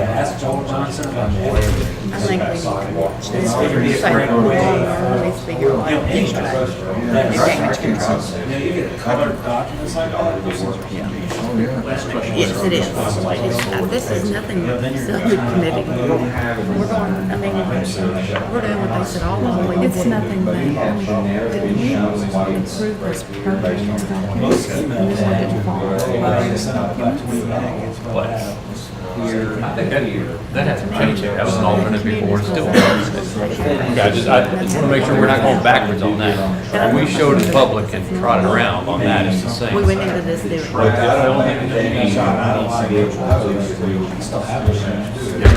So you gotta get the lighting set up, all sorts of things. It says on Just when it goes to load. I mean, I'm on what we're talking The about. readers have it well. But it just takes forever. I want to make sure that, It's because spinning. we might have left the Well, I did impression a, temporarily. here's the that thing, we were- I'll tell you what I we did were too, is I went to backtrack the on what we put out some website months and ago, and I don't downloaded know. actually all the items as opposed to going through OneDrive. OneDrive is just not good. So what I'm wondering is, in the future, you know, with all the naming rights. What if I wasn't married to you, right? But, yeah, actually, that's going to be our plan. We are in the process right now. We are in our third or fourth meeting with Google. They've become a Google district, so, which is exciting. And we're going to be very grateful to get away from OneDrive. Its principles were, I'm not like it since it started. well, I tell you what, I was a fan of it simply because it was Microsoft. Unfortunately, it's not been that. They haven't held up their end of the bargain. They really haven't. The whole state is really disappointed in how they've conducted themselves. And Google has surpassed them. Yes. Well, anyway, this is a direct link. So if you click on any of those, it'll I come can up. get it, but If my you- phone probably won't be my mouse. It can be.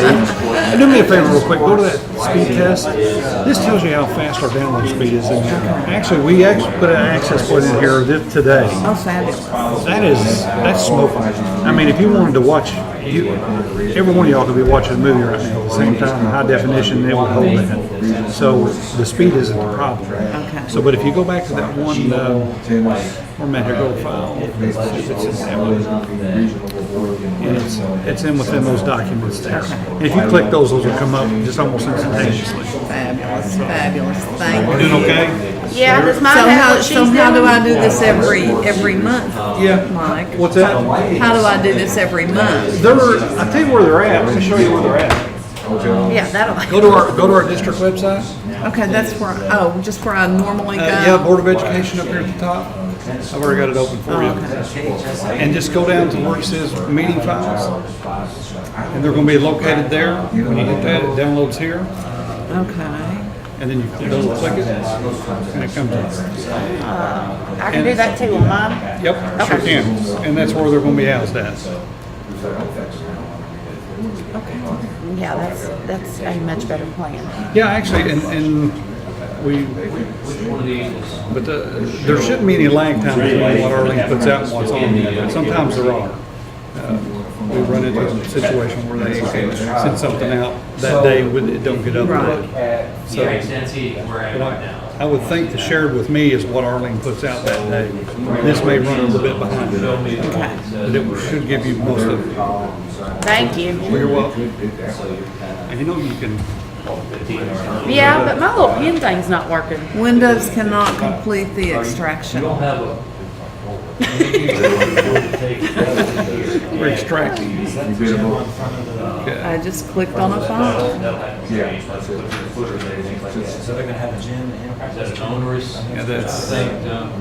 strange. All right, let's see here. This microphone up there while you said it for a minute. Where's your exit on this? Thank gosh, they might want to expand this computer. Just the way you design the bleacher system, you go up to the bleachers and top bleacher when you're down there. I was in the middle of the course, and raised them all to the top. And we'll borrow it over here and we'll get in the Okay, chair. thank you. It's net.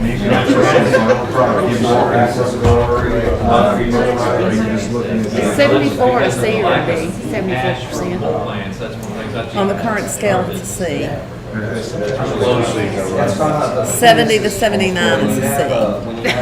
80 to 89 is a B. 90 to 99, 100 is an A.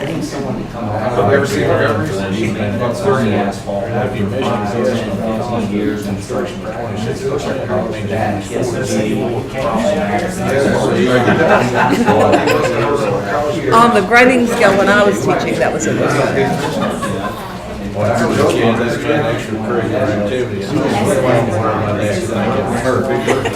Are they chocolate? Oh, you are the best. Do we have to save it for MAP? facility. Do we have to save it until we get to the map presentation?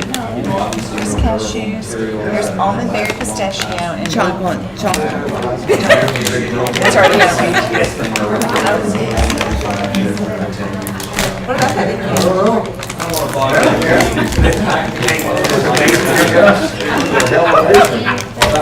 Thank you.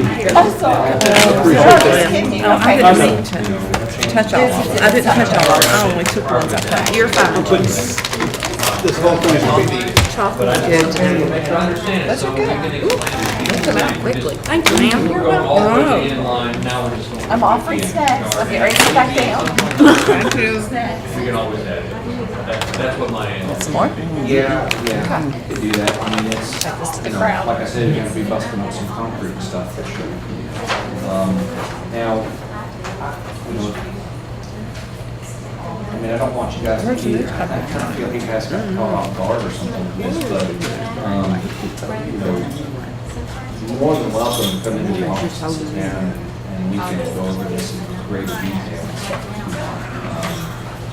You know, if you want to do that, Not a fan. I mean, you know, Is there gonna be a, I guess, now that a lot of this is being pushed into the winter time, I guess we'll also have heat costs or concrete that's gonna raise the price too, and that's probably been factored in. I hate saying that whenever we do concrete work. They do a lot of work. Feels like a impact that as much. Because of the system we're doing here, that site concrete would go in probably the following year. So what you're looking at. Gym probably where that. Yeah, but even the gym. You're talking, the kids won't, our kids ain't gonna get this, the ones that are there now. So it's like. Cash is ready. Yeah, it'll be done by cash. Or would that be more after you've already? That's hard to say. I kind of need Codell here to help me answer that, because that's sort of a process of how they're going to house out, organize them, or Christmas, the actual construction. All right. Month before I don't know if November. it's down anymore. Any lighting for this? Actually, is that even included, or are you just going to rate that? It's just going to be graded, so there's no lighting. These are really good. Oh, I'm always scarfed all mine down. Where did you get these? These are good. They are delicious. We can have it. Wow. Employee of the month, you want it. That's our, that's our trusted advisor. You know, if you want to come back later and put those lights in next sports, that's pretty easy. Am I fixed? Just make sure everybody understands. Thank you. Okay. Man, we were moving right along. We were. Past Get all tense. in early? I'm afraid they're recording. Okay, so what we have reviewed, what's included in these design documents? Thank you. Roland, can you put the overall See if site it plan opens up back there. up I've on not the tested easels? it yet. Or Mr. Elkins can do that there. Get one more on here. Double click here. So what's involved here is going to be a 3,500 seat capacity stadium. And changes have been reviewed. Total capacity of the building is decreased by 8,000 square feet.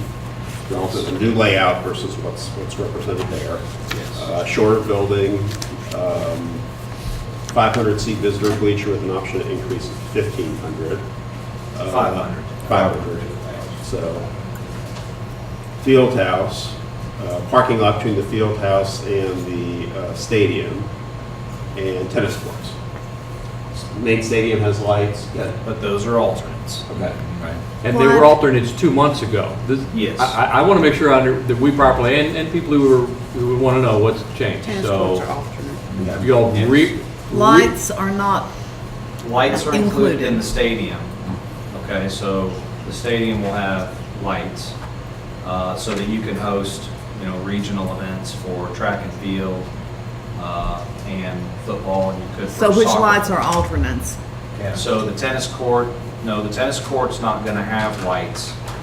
The tennis courts are an alternate, but without lights, okay?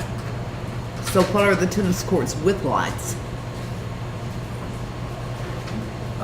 Is that not are lights not an option on the tennis court? Well, we could, but we can put lights on the tennis courts, it's just gonna increase the cost of the alternate, which is fine. I mean, we can do that, it's an alternate, we don't feel like it's gonna impact your base bid, but it's gonna be, I mean, it's gonna be something where it's just gonna, you know, it's probably gonna increase the cost of the alternate by another $150,000 or $200,000. So right now, Get off their phones. so right now, Ms. Hicks, the tennis courts as an alternate, okay, on that form that you were looking at before, the one with the columns, all right, so the tennis courts, 6 tennis courts right now are valued at $334,450. So with the lights, with the athletic lights added on to that alternate, it would increase it by another $150,000 to $200,000. Now tennis, most of the time, you know, is played during the day. I think that- Except sometimes away games go into evening. Tennis is early spring, time still hadn't changed. Time hasn't changed. If it's a big, you know, if it's a big concern, you guys want to add lights to the alternates, that to the tennis courts, that's fine. I just want to let you know that it's going to increase the budget, and based on where we are with the budget, I'm trying to get those alternates in a position where you guys can accept those if this project comes in under budget.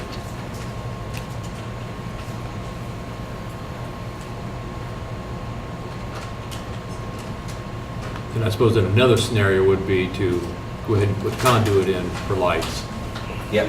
Or- the infrastructure in. or to try to anticipate how difficult that would be to add that in, you know, year 2 or something like that. Yeah. Yeah, and the lights are something that's easy enough to come back later on and install. But I'm more than happy to put those in the alternate if you feel like that's what you all want. Well, I mean, I don't know. How does the board feel? I'm a big tennis fan. I think it's necessary. I'll defer to you all on tennis.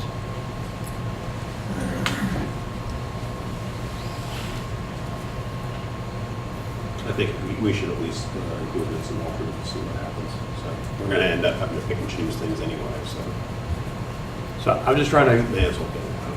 make sure I understand then on a high-level basis what changed from the drawings that have been published for a while. That you all reconfigured the building space underneath the gym, and one of the outcomes of that is there's more bathroom fixtures than there were before. Yes. So that might actually be seen as a positive. We talked about the change in the seating capacity, and in broad brush, the seating bleachers used to go all the way inline to inline, and now they probably go to approximately the 15-yard line. Is that a reasonable description of that?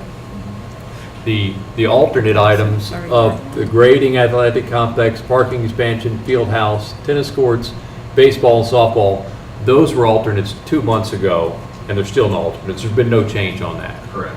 Okay. Again, I just, Softball is not an alternate. Not on this. With exception of the baseball and softball fields, which we've taken off as alternates just because we feel like we have enough alternates right now. But if you want us to go through the process of designing the baseball and softball field, we can do that if you want to see the prices on those. And then again, back to this document, you know, the price or the cost of where we believe the baseball and softball fields are at are on that document. How much will that delay the bid process? Go back, put softball and baseball as alternates now. Assuming you want to bid them both at the same time. Yeah. I mean, you could bid them separately. That's the first question. If you had it, catch it back up, get it into this bid process you're going right now, how much time is that going to take? What's that going to do to your time schedule of now, of October? You said, No, we'd be going out to bid late August 31st, and we would be accepting bids in September. So you would be, just like we were discussing earlier, you would be in a situation, you'd be under construction as you're heading into winter, where they would be pouring a lot of the footings and foundation. What's it adding to baseball and softball? Adding the baseball and softball field, what that does to the schedule, as far as the bidding schedule, that's difficult for me to answer without going back to the office, but, I mean, I don't think it would impact the design schedule a lot, but again, I'd have to double check with our site department to see what that entails to include that in the design. The contract we have with Codell is by and large percentage basis, and then they've got a monthly fee in there. Is that again, on an overall basis? Would they be doing some active management of the baseball field, the softball field construction? Yes. Yes. As the construction managers, they would be actively managing all of the construction, both at the gym and the athletic fields, for everything that you guys choose to build. But then another option would be, if it's not included right now, we can come back later on and just bid that out as perhaps just a turnkey. We want this done, and not on a construction management basis. Yeah. But right now, you don't have design documents for that to bid. Right. But we were trying to weigh, Trying to weigh if the we options of delayed whether to get this, the to get design that in done. there, if we didn't delay it, and we could perhaps address that separately, and that wouldn't, and send that out just to have a contractor build that for us, and that wouldn't be something that they would manage. It would just be mere speculation as to what the cost difference would be. That'd be up to you all, whether you want, but that is an option. But we're looking at adding another $2.5 million to this cost. Yes.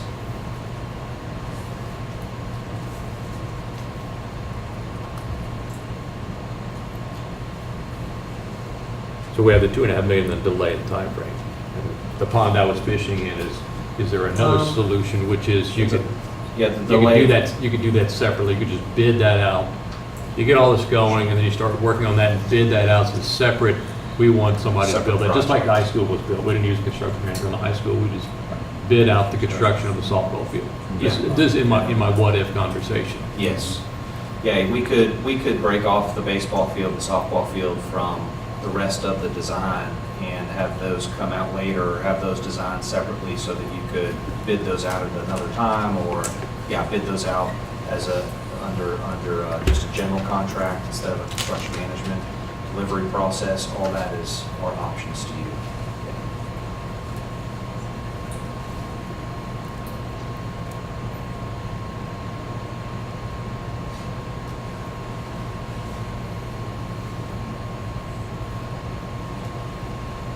So,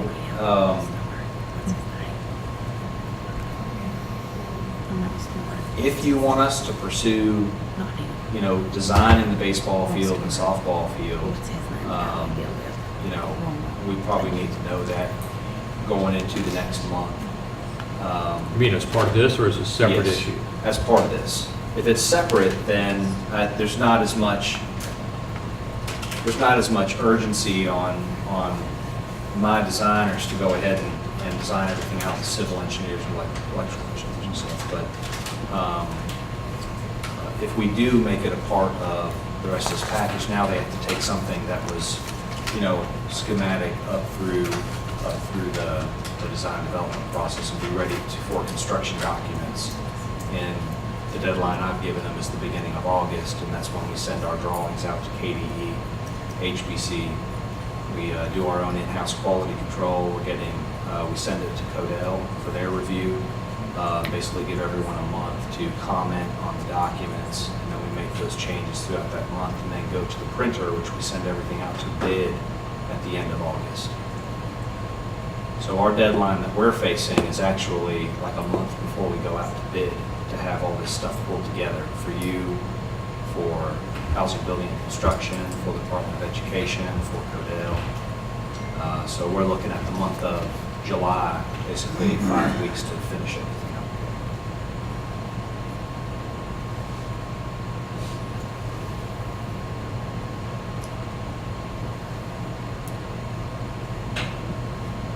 Baseball and softball were the only two that were taken off. And that practice grid in the middle, The practice grid in the middle? where it says end zone, that half field there. Right. Practice field. Yeah, and that's, I mean, that's kind of just striping. That field would be graded. That would be part of the grading package, but yeah, Is that not part of one of the alternates? that is part of one of the alternates. Okay, yes. again, I'm just trying to understand where we went from 2 months ago to today. And that was an alternate 2 months ago, so that's not a change. The only change is y'all are proposing, you think right now that baseball and softball, that you're not ready to do that even as an alternate right now. I'm saying it's probably not, with the budget, where the budget is now, and the estimates that are coming in for the baseball and softball fields, we can design them, but when this project comes into bid, trying to be, under budget by $5 million so that you can build the field house, tennis courts, the baseball and softball field is not as likely a scenario as trying to be $1 or $2 million under budget. I think we're just trying to understand that if somebody said, well, we want to do that anyhow, and we're willing to absorb that extra amount, because we understand that part, then you all would say, well, okay, we didn't plan on that, so we don't have this August, September timeframe anymore. Now they pushed it back another month or 2 months or something like that. And that's where I was wandering around this path of maybe we could do option C, which is go ahead with what you all have already got planned. And then after you get that underway, then potentially get bid out. Then you can start drawing on those others, on those two, and then bid that out just as a turnkey project. Have a contractor come in and build that. I think you need to do a motion to see what's gonna happen first, before you start writing about it. I'm just trying to understand the different alternatives.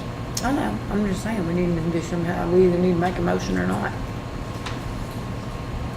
Before you stress yourself over there. That's what I do. I just want everybody to be on the same page about what's included and what isn't.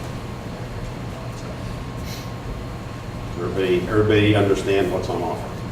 Yes. Any other discussion?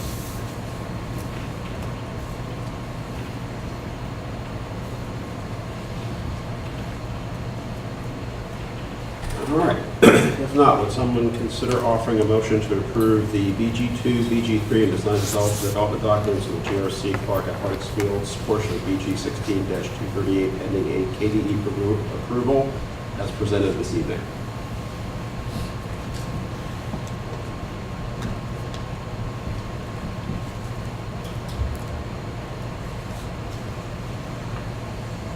Anyone?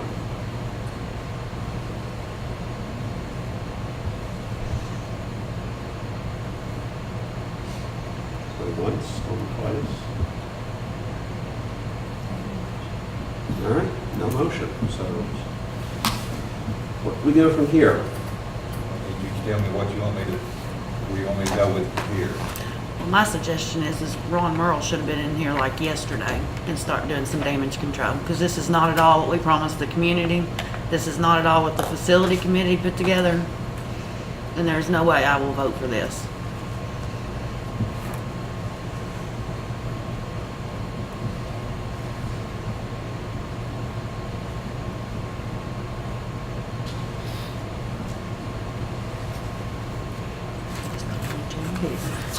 So, is it okay if I speak? Sure. Would you like a work session?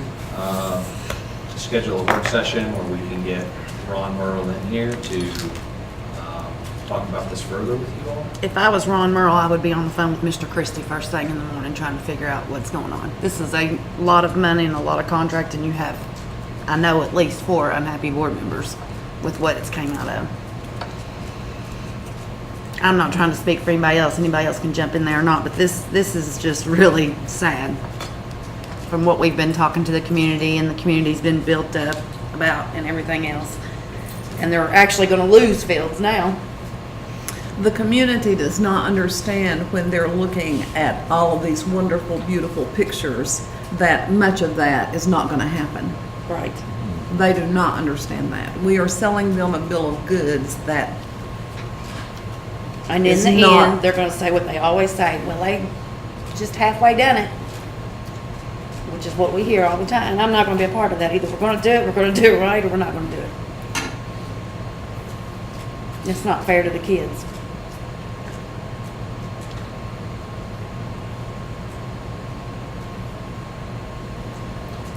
And I just wanted to clarify what the changes were, and I think we've already done that. Yes, I'm clear, I'm clear. I was out on the seating and all that, and the field house, and, I mean, I checked out then.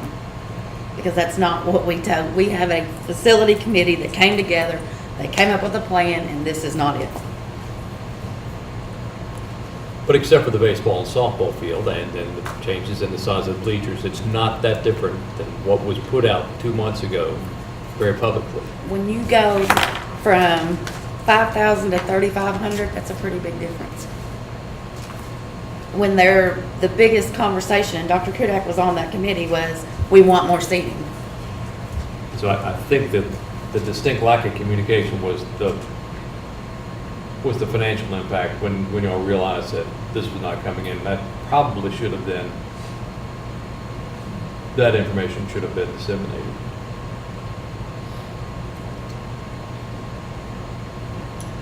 Again, not speaking for everybody else. I'm not either. I mean, I sit in those meetings with Dr. Kudak. I said, we heard it over and over and over. And I've been on this board I'm on my 5th 4 years. year. 5th. 4.5. Yeah, and I've heard it the entire time. This is what we want. They are clear about what they want. And you're talking about spending money, and you're going to give the community, it's going to get finished, and they're going to go, what is this? What bothers me is if there are budget issues with this whole thing, and we're sitting out there at the school without a performance gymnasium, why that is not under construction right now. That does not make any sense to me whatsoever. If you look over this stuff back whenever, there is no reason for that gym to not be constructed right now. So now we've put it in here with everything else, and we're trying to sell us a product that's much less than what we want to. Sure, we get a good gym. Sure, football players got someplace. Then soccer players don't have any place. Softball doesn't have any place. Baseball doesn't have any place. But we still should have had a gym, a performance gym, ready to go. It just bothers me somehow there's not communication somewhere that lets us know. I mean, it's one thing for us to come in here and to cut things out of a project. It's another one for somebody to come in here and just hand it to us and say, here, you gotta like this, so pass this.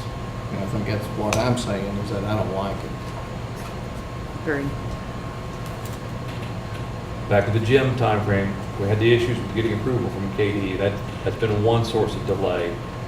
That's what we big hire source of architects delay. for, to go through KDE. That's what we hire them for. By linking together the gym and the athletic fields, is that cause, because we thought that would save us some money by doing it at the same time. Is that Correct. Is that delaying the gym right now?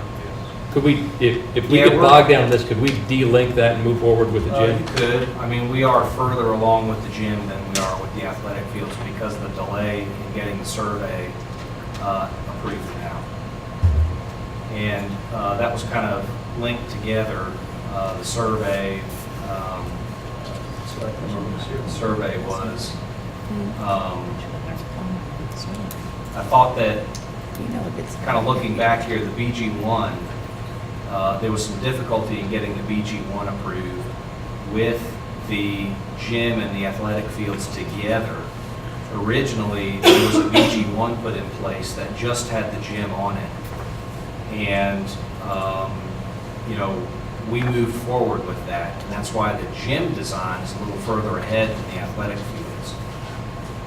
If you wanted to unlink those, you could. That's an option. But the delay in getting the linked BG1, or the BG1 that had both the gym and the athletic fields on it, that combined BG1 took a while to get approved through the Department of Education. And the reason to keep those linked is the speculation is that you might have a contract that would be working on both those at the same time. You can get some economy to say it. Yeah, absolutely. In yeah. addition to You the, could have a mason that would be working on the gym and then working on the athletic fields as well. We felt like you would be incurring extra cost by having the possibility of making someone mobilize twice. So, yeah. Do you anticipate the same contractors going to be working on the gym and the athletic field? The way the project is moving forward right now, yes, it's all going to be bid at the same time. If you unhinge these two projects and you just move forward with the gym and the athletic fields as a separate project, then you could have separate contractors because you'd be bidding them at different times. If it was the board's desire to go back and say, let's put those alternates back in that were there from 2 months ago and give us an alternate to expand the stadium, how much, we just talked about that would be a month or two delay on one part, and how about on the bleachers? How much delay would that be? Could that go at a parallel path To put the bleachers back in, as an alternate? And you've got the that's size not- right now, you do an alternate to go larger on the I don't home think that would size. impact the design schedule at all. I think we could do that and stay on schedule. Because we have this perception that it's changed significantly. But we can put that back together, and those alternates could be on there, and then, once all the bids came in, then it would just be the board's decision, Correct. what they wanted to move forward on. Yeah.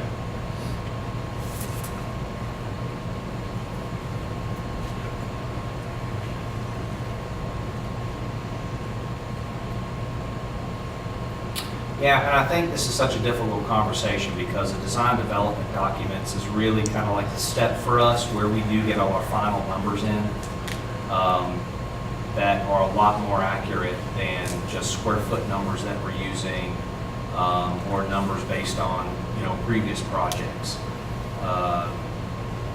And getting those numbers, I mean, has been I know it's been a big realization to us and obviously to you all tonight. This is not your only project you're working on. Are you seeing those same things on other projects that you're working on throughout the state that on the bleacher issue, bleacher cost? As far as the bleacher cost going up,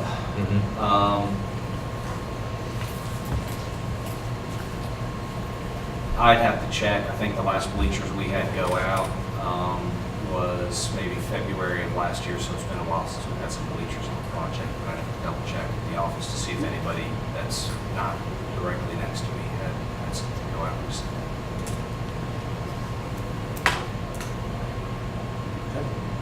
We've had a board member ask for a 5-minute recess, so let's do that. And then we'll come back, let's see if we can figure out who we need to go with. So board's in recess at 8:31 p.m. Thank you.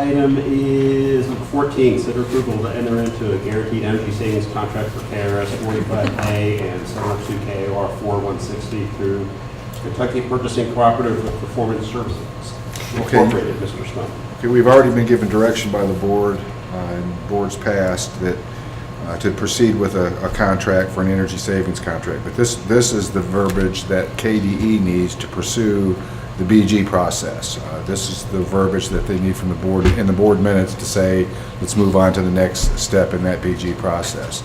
So we're asking you to approve the verbiage as noted in the motion. Okay. And which energy savings contract are we talking about? The district-wide one with PSI. Okay. One, we have a BG one approved for. That's correct. That we sold bonds for. That's correct. And that we've already paid out on. That's right. In your previous minutes, it noted KPC, the co-op, but it didn't specify PSI. Okay. So the KDE said the board needs to specify PSI as your contracting agent, and that's why we're asking for this approval. Okay. That's it. Are there other contracting agents with KPC? Other, like PSI? Yes. Amoresco.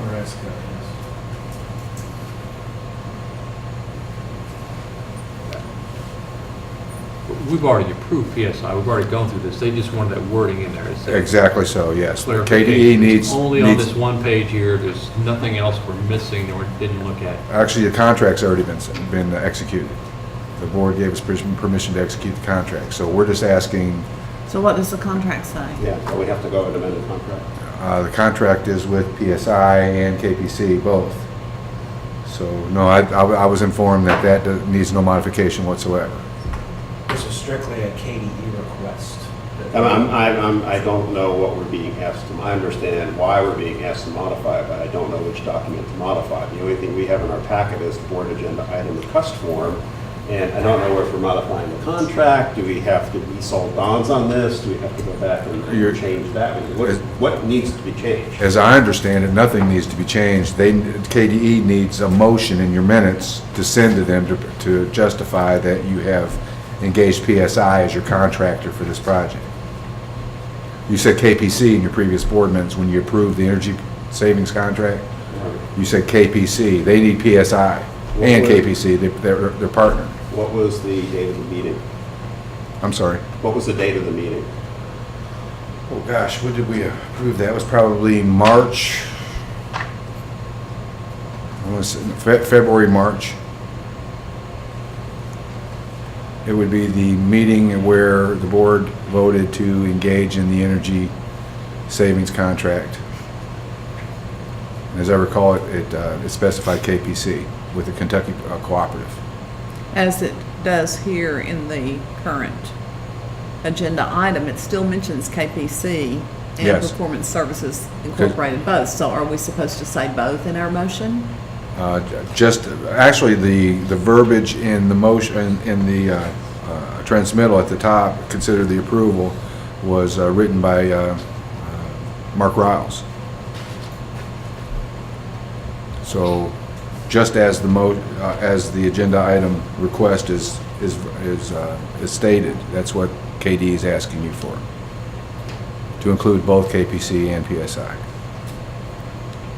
Looking for the motion.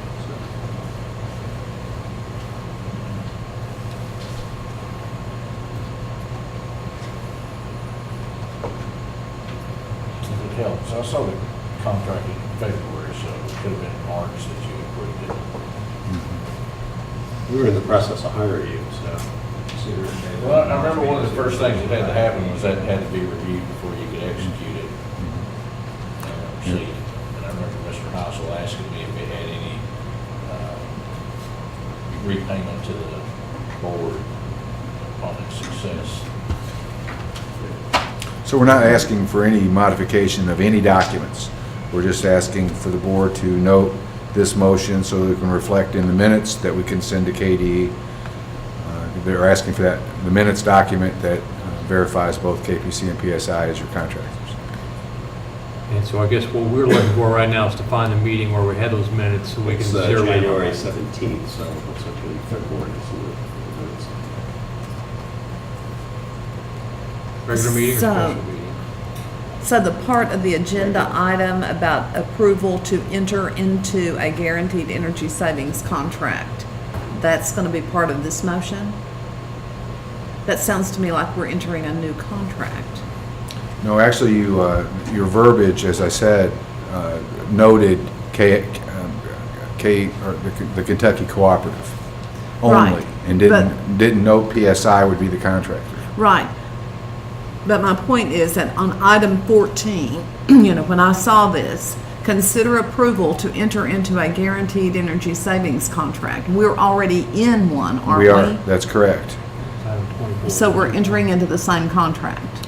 You're making a motion that can be reflected in the minutes that's required by KDE. They need your board minutes reflecting.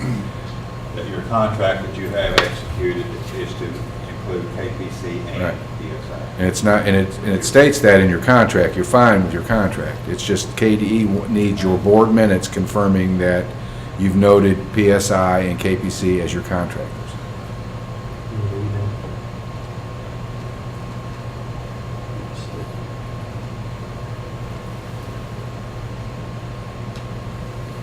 But it sounds to me The like. approval was done on January 24th, 2017. Let's see. Here's the text of everything. Mr. Stump, Administrative Director of Operations, Transportation and School Safety, requested approval of the guaranteed energy savings contract per statutes through the Kentucky Purchasing Cooperative in the amount of $7,899,872 upon the cash funding sources listed below our estimates.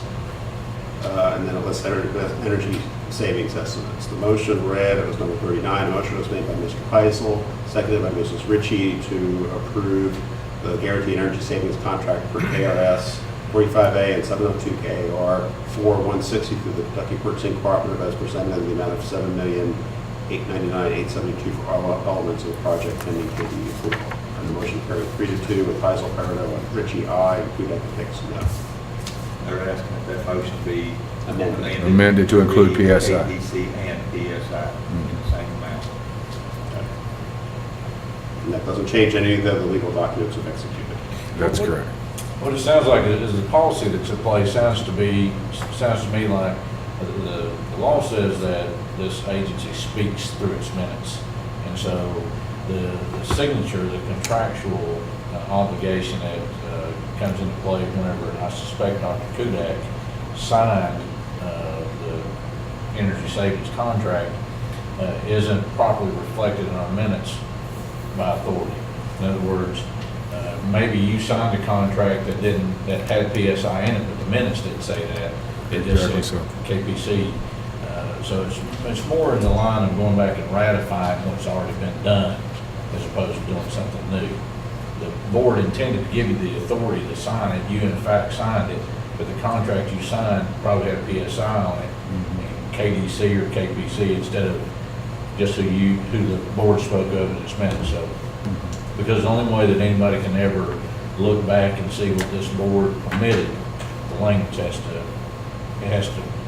be both places. It has to be in the contract, has to be in your minutes. So my recommendation would be that you make that, you make that amendment to that motion, include PSI. If they're in fact part of the contract that Mr. Stump is representing to us, they were. I don't have a copy of it in front of me, so I didn't see it before I came in here. And like you, I looked for it for a few minutes, but I didn't see it before I came in here. Let me see if I can clean it up for you a little bit.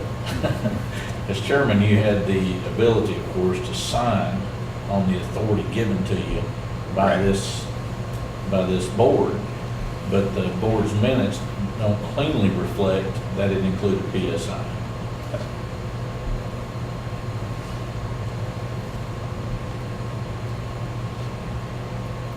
So if all we need to do is reflect in our minutes that this is KPC and PSI as opposed to KPC only, what's the purpose of having items 15 and 16 with the design development drawings in G1?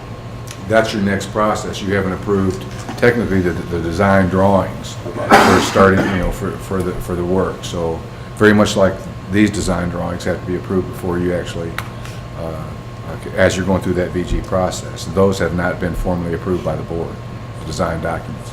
So what did we pay Why did we for pay and what out? we already? I'm sorry. Why did we pay out already if the design development documents haven't been approved? You're- They have been approved by KDE. So KDE has about a 2-page checklist for ESCO projects for ESCO companies to complete. And we are trying to play catch up a little bit here, but everything that you guys have approved, so leaving out PSI and just a wording in an approval is one of those checklist things. So because you didn't say KPC with PSI, KDE rejected that and said they need to approve it with KDE and PSI. So they have approved these drawings, but the board hasn't approved these drawings. So typically, Didn't you we guys approve are these approving drawings it. when we okayed this in the first place? Because I remember sitting at multiple work sessions looking at those. Those things. Right, well, Mark Saunier claimed that we had, KDE said that we hadn't. So. So when we paid these pay applications, what was that for if we haven't approved things to be done? Well, again, I'm not real sure. Mark should have been here tonight to answer that question. He just informed me we needed to put these on the agenda because KDE is requiring this exact verbiage. Had Mark Riles write them up for the way that KDE is wanting them. Now, If there is a board approval agenda item that said that you approved the design documents, I'm sure KDE would accept that. But and I am not the best person to this, our engineer is on vacation this week and Mark is out of town. So I'm kind of trying to help you out as much as I can here, but it was just one of those pieces of the process that hasn't been completely taken care of yet. I think we're working on multiple tracks, and jump here anytime you want, Mr. Christie, that if we were gonna get the work done this summer, then of course, first of all, we had to approve the whole concept and the amount, and then we're gonna do with, what we did back in the winter. And then the purchase order could be let for the major piece of equipment that had to be constructed. And then on another track, then you all are working on the detailed drawings. I don't think we've ever seen a packet of drawings that detailed. We saw the costs and all those charts and set up as a good concept. So I think it's very practical that since we wanted this work to be done this summer, because we want to impact and improve the air quality and there's 3 items here, and we need to make sure we separate these 3 and don't commingle them in terms of our consideration. The first one is, do we need to circle back to motion number 39 and do an amendment of that to also include PSI? And if I'm talking out of turn or misunderstanding, I'll just say, hold on here a second. That's what's on the table right now. That's it. And then we can get to the other items. I don't want to overly confuse something. And it seems to me like it's just a technical issue that I certainly understood that PSI was going to be doing this work. And it's said through KPC, and y'all just want to make sure that Mark Riles thinks we need to also specify PSI in there.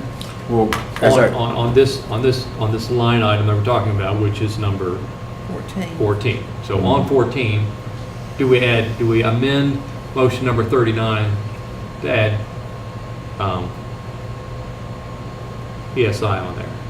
that is what KDE is saying that you need to do to proceed. And let me offer this one additional thought. Didn't that document also include language about approval by board attorney? Wasn't there some language in there about that? Reviewed by board attorney. On this, amending that motion, I thought it included adding PSI and some language about approval by the board attorney. Am I incorrect about that? I'm not recalling. In And if the the, motion is reflected in the minutes, it doesn't say that, so. Okay. The old motion, the one that was made back in January. The new one, I'm saying I thought when I read the proposed amendment today that it included, that KDE wanted something included about approval by the board attorney. the well. background rationale on the board meeting document request, the agenda item request, says Wording required by KDE to be reflected in meeting minutes. Previous board motion approved entering into an energy-saving project with KPC. Wording needed to address PSI as the contractor. Contract reviewed by the board attorney and subsequently approved by the board is unchanged. That's the only Okay. reference I see to board I was attorney. just trying to save a second trip here on that same issue, since the language that we discussed a minute ago about amending that motion didn't include any reference to me having physically seen it and approved it back in February. And I was just trying to save you some work, but I understand the difference now. So I Well- apologize for taking a few minutes. Understand that it's the facility director at KDE and the manager, the construction manager at PSI, who are communicating to one another and saying, I've given you what you need, no, you haven't given me what you need. Part of the contract, it has the design documents in it. No, it doesn't. You've got to have motion that says we've approved the design documents. But those design documents were a part of the contract. Right here they are. No. We as KDE want the board minutes to reflect this. That's kind of where we're at. You have PSI arguing they've already given the documents, and then you have KDE saying, no, it has to be done this way. You mean referencing their name? Maybe Yeah. were we over? No, I'm going back to design documents. I don't want to go to that. I want to stay on 14. This looks like a daggum chip shot. So Yeah. if we just make I'd like to make a motion that we amend, is it number 39 from the past and Declare clarify number that. 39 from the minutes, January 24th, 2017. That would give, And also include a reference to the words with, that it says right now through KPC, to also include wording of with Performance Services Incorporated. So Performance Services Incorporated is also brought into that same sentence and made a reference. And So that's that is number 14. that's what KDE is requesting And that's, in your board minutes. and perhaps my motion wasn't as elegant as it could be, but I believe that's what I would like to move. Can you reread the motion, please, Arlene? Yes. He said to amend motion number 39 from the January 24th, 2017 minutes to include with KPC, PSI. Mhm. And perhaps spell out Performance Services Incorporated. Okay. The motion is on the table. Is there a second? I'll second. Okay. All those in favor say aye. Aye. Opposed? Judy, you vote aye or yay? I'm going to vote no. I voted no on the original motion. I voted no on the original motion as well, so just to keep the motion as it was with only the change specified here, I vote no as well. All right, so motion passes 3-2. Mr. Heisel, Mr. Parada, Ms. Ritchie in favor, and Dr. Kudak, and Ms. Hicks opposed.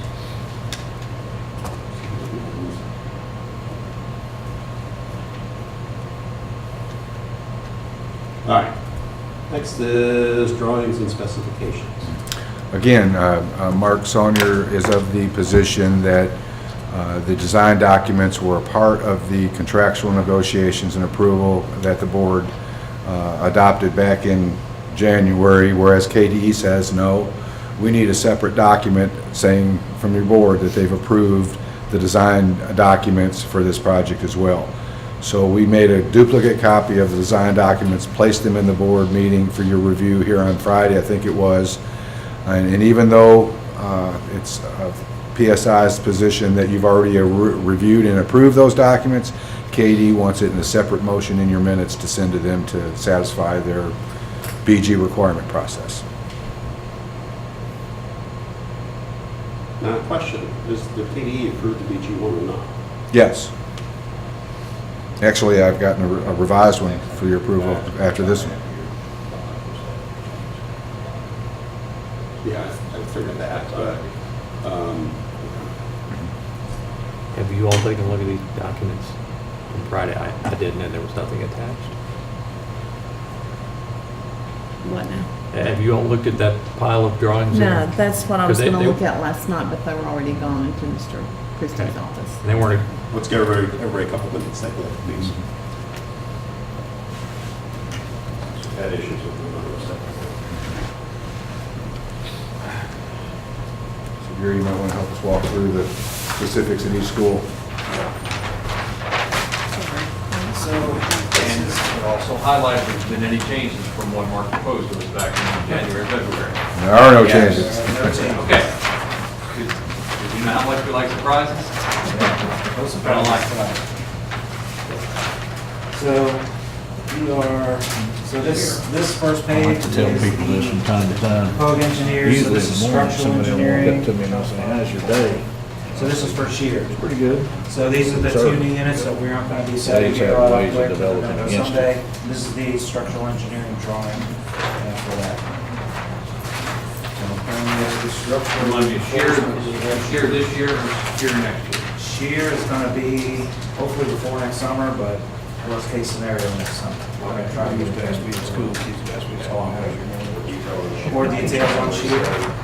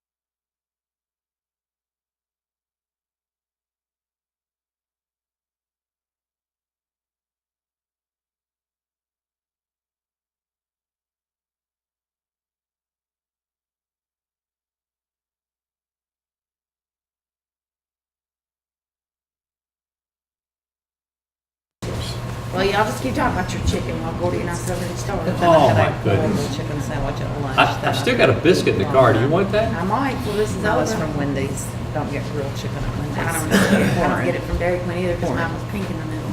Sorry. We'll come back to the meeting now. Let me just say to the board, just to point this out, when we're working with our architects and other construction projects, we're following a very specific BG process. You hire your architect, you get your general drawings done, you get your design drawings done, you get your construction documents done, you go to bid, your contractors come in, you go through that process, and that's a process that you guys are very familiar with. When you're working with energy projects, it's a completely different beast. The documents have already been designed, the contractors have already come in and quoted the project, everything's already laid out before you even enter a contract and agree to do anything. It's already done, all that work's already done. So you're kind of playing backwards baseball, so to speak.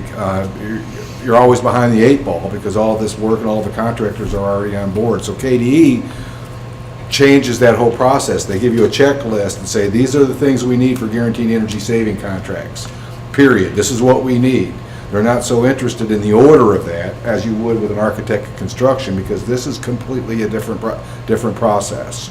So as we start coming before you, please understand that you can't expect the same process as you do with your contractors and your buildings and such. Energy contracts is a different breed. And it's confusing. It is very confusing. But what I know is that KDE wants a very specific wording in their documents, in your minutes, and that process can get gray at times between PSI as a company and KDE as an overseeing entity. Or Amoresco, or whomever. It gets gray, and I think the confusion is coming where you're expecting the same BG process as you do with your construction through architects and construction managers and what have you. Roland will send me an email every step of the way that he wants something in a process in a certain order, that we get KD approval and we get your approval. PSI, they'll send me 4 emails saying I need these 4 things for KDE, many of which have already been done prior to you even agreeing to enter that contract. So, In terms of item number 15, the scope is, there's no changes to the scope, there's no changes to the pricing. We just took the broad level of information we've been given in the past, and you all reduced it to the specific drawings that we just flipped through. And well, you approved these drawings when you approved the contract, because this is what you bought. well, those drawings didn't exist then. Well, the red line drawings did, but I mean, nothing's changed from what you saw when you entered that contract, and that was Mark Saunders' argument to KDE. The board's already approved the drawings because they know what they're getting, but KDE's saying no, they need to approve Well, these. in fairness, we didn't approve those drawings. The drawings that were drawn on June the 12th, we didn't approve back in the past unless we were very skilled. That's KDE's position. And so the general drawings, the general concept we've approved, they just want the specific final drawings Correct. approved. That's KDE's position. Mark Saunders' position was, you already have it. So here we are Okay. doing what KDE wants, or asking you to do what KDE wants.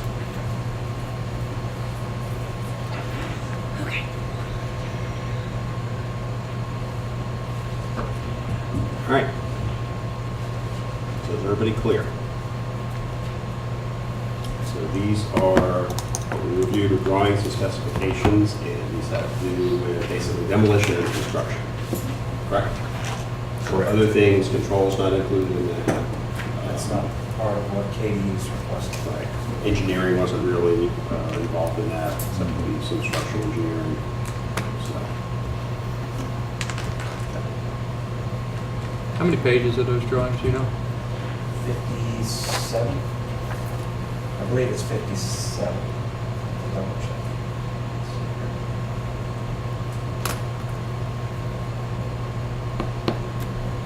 57 sheets. all right. Any other discussion? If not, a motion is in order to consider approval of the drawings and specifications with professional seal and signatures with the Guaranteed Energy Savers Contract with KRS 45A and 702K R4160 through Kentucky Emergency Cooperative and Performance Services Incorporated as reviewed. I'll make that motion. Motion by Ms. Ritchie, Second. Second by Mr. Carroll. All those in favor say aye. Aye. Opposed? Aye for you, Judy? How did I vote before? You did. Oh, this is the first time we've, This is the first time we've looked at these particular documents, so you voted no on the original project. then I vote no on this to be consistent. I'll join this case. So motion carries 3-2, Richie Parado, and Heisel in favor, and Sophia opposed. Okay, and then item number 16 is revised BG1 for the Guaranteed Energy Savings Contract for KRS 45A and 702KR 416 New Kentucky Purchasing Cooperative with Performance Services Incorporated. As is the process, following your bond sales, the BG1 had to reflect the actual cost of the bond sale. So we're asking your approval of the most recent revision to that BG following your bond sale. How did that differ from the original BG?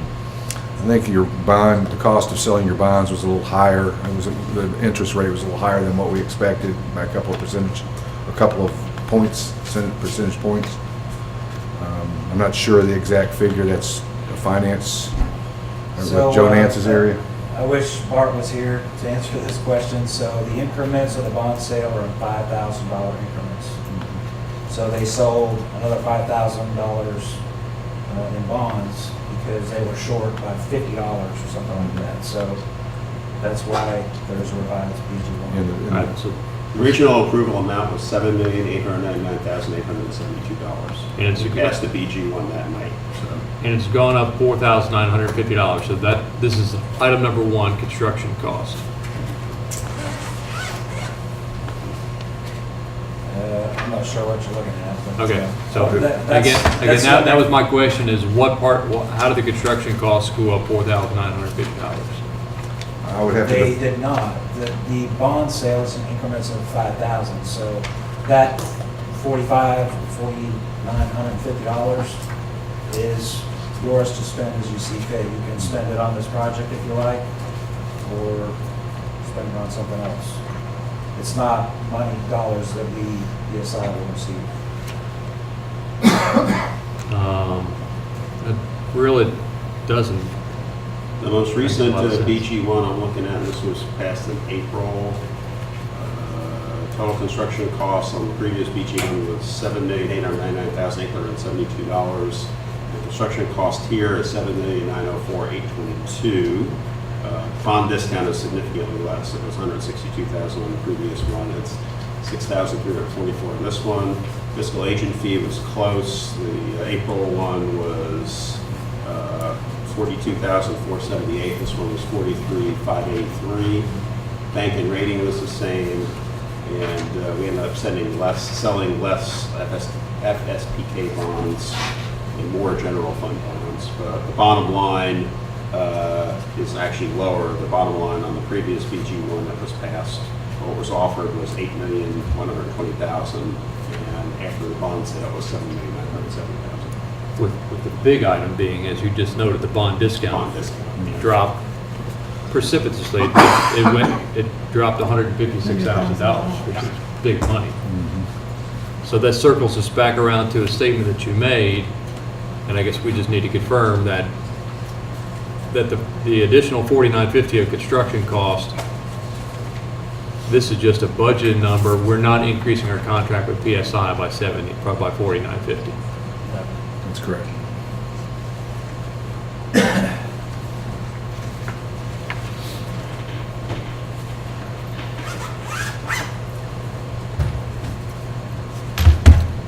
Okay. Are we clear on that? Other discussion? If not, a motion is in order to consider approval of the revised BG1 for the Guaranteed Energy Savings Contract for KRS 45A and 702K or 416C through the Kentucky Purchasing Cooperative with Performance Statement Services Incorporated as presented after the bond sale. I'll make that motion as written. Motion by Mr. Parado, I'll second it. seconded by Mr. Heisel. All those in favor say aye. Aye. Opposed? No. Amino also, so it's going to be 3-2 with Parado, Ritchie, and Hicks in favor, and Kudak and Hicks. I'm sorry, Parado. I didn't vote Heisel- both ways. Parado, Heisel, and Ritchie in favor, and Hicks and Kudak opposed. All right. Okay. Thank you very much, Mr. Sun. Thank you, gentlemen. All right. Next up is item number 17, discussion of marketing and public relations strategies. Let's see. I put this on the agenda because I thought the board might want to discuss some things. We had part of our work session was listening to a presentation on ways to increase our social media presence and our marketing. I don't know if the board wants to continue with that after some of the events earlier this season, because I think some of the issues, we have a marketing situation we need to straighten out right here. So if you want to all go proceed and talk about this, we can. If you want to table this to a future date. I think one path that we go down is, we had a presentation that gave us some ideas of costs that would be involved, but really at the heart of those was an hourly rate that they were proposing. And one potential path is we could say, well, that's whet our appetite to find out more. So perhaps now we need to try to craft some wording on a RFP so we can get a full complement of proposals from other people, with the bedrock of that being, what is your hourly rate? Because I think that's where the rubber's going to hit the road is, in general, we might want to go down that path, but the specifics will be of how far we go at an initial phase. You know, do we go a little bit, get our feet wet, or do we go full bore with what was proposed to us? Right. I mean, the questions I had written down, that I was going to throw up for discussion with everybody. Number one, what are we trying to do? I think we need to define that. Number two, who is our target audience? The presentation made me aware of, okay, we have to have a target audience. Is the target audience business? Is it people living outside the area that want to move here? Is it our parents? Is it our teachers? Is it our employees? Who are we trying to reach? And you have to all think, the above within the community. right. But given the modalities that are out there, there are certain people you may want to reach more than others. I think we probably need to have that discussion. So how do we get there is the next question. And, you know, I think the fourth question would be, do you send out an RFP for a contract, or you think about hiring a position, which would be this for the district. There's some districts that have PR directors. So we kind of got a ballpark estimate. This is not an inexpensive thing, and it might be more efficient to do that with someone who's hired. So those are just some things I threw out for discussion. Well, for PR directors, if we're expecting a PR director to do the traditional PR plus the graphics for developing any materials that go out from our branding and all that, that's going to be considerably more than this. PR. Yes.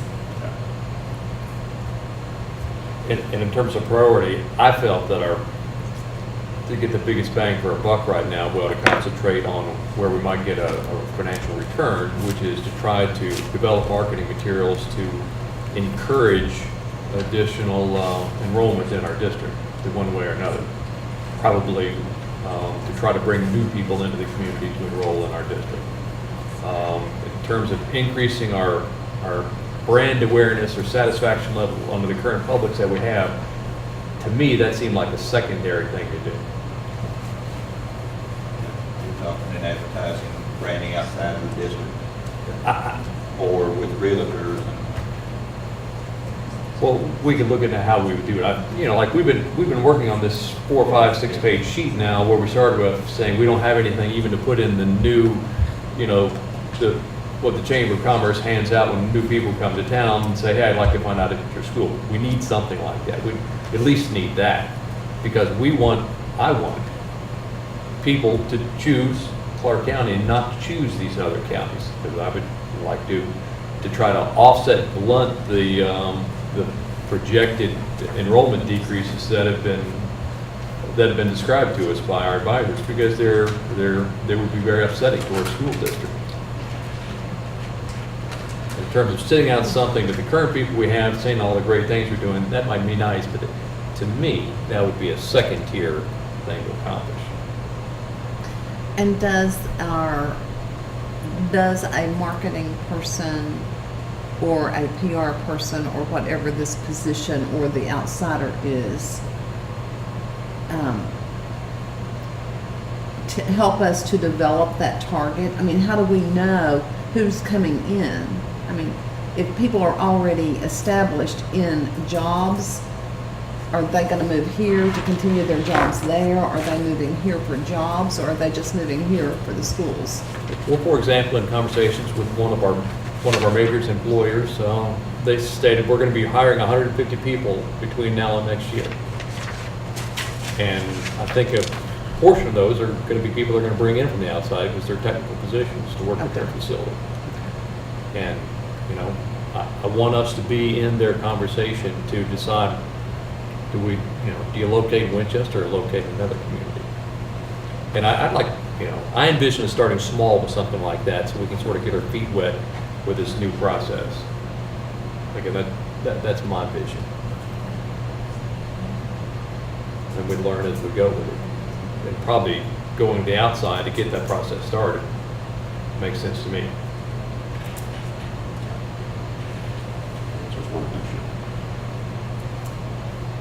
So to answer the question, what are we trying to do is attract new members to our community and reverse attendance declines. Is that correctly? That's my position. That's my thought. I would probably proffer as a secondary goal, we need to get the message out that we do a really good job. So I still don't think our stakeholders do that and understand that. So some of those are community people, some of those are parents. I agree with that. I think you've got to build that kind of pride. I think that attracts a lot of people too, as far as that happening. Sometimes people they're not aware of what they have right here. Right. I think we're starting to see it at the high school. I think there's a lot of pride at the high school now, pride of the building, and pride of the things that people are really going to accomplish there. So I'm starting to see that. I'm seeing it more there than other schools, but I think it's something that's slowly building over time. I mean, the new school, 4 years ago, this is a fourth year, so that's going to take time, especially down at the elementary levels. So Starting to see it build at the elementary level. There's some things on our community, things even this weekend, conference, I think parents are coming in, we're starting to see a lot more support at the elementary. I'm absolutely not against that. I was just trying to prioritize the layers we bite at this. Because the great news is we have a wonderful story to tell now. It's nothing I did. I've just been here 6 months. Work that you all have done, work that staff has done, everybody's done.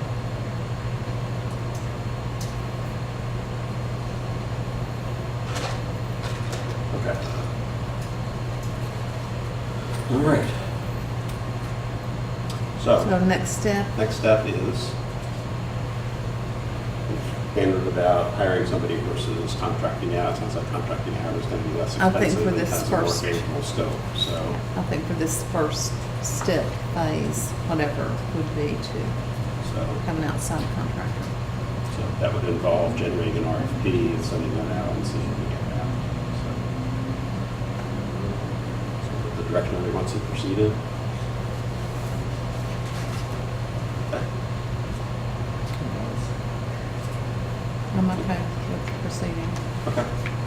So I'm open to fine tuning of this motion, but wording along the lines of that we develop an RFP requesting proposals for marketing services. to be able to- Maybe PR/marketing services. Yeah, I wouldn't be against that. I put both in. And perhaps they're intertwined. Right. Okay. Fair enough? Any tweaks? Well, PR and marketing services for,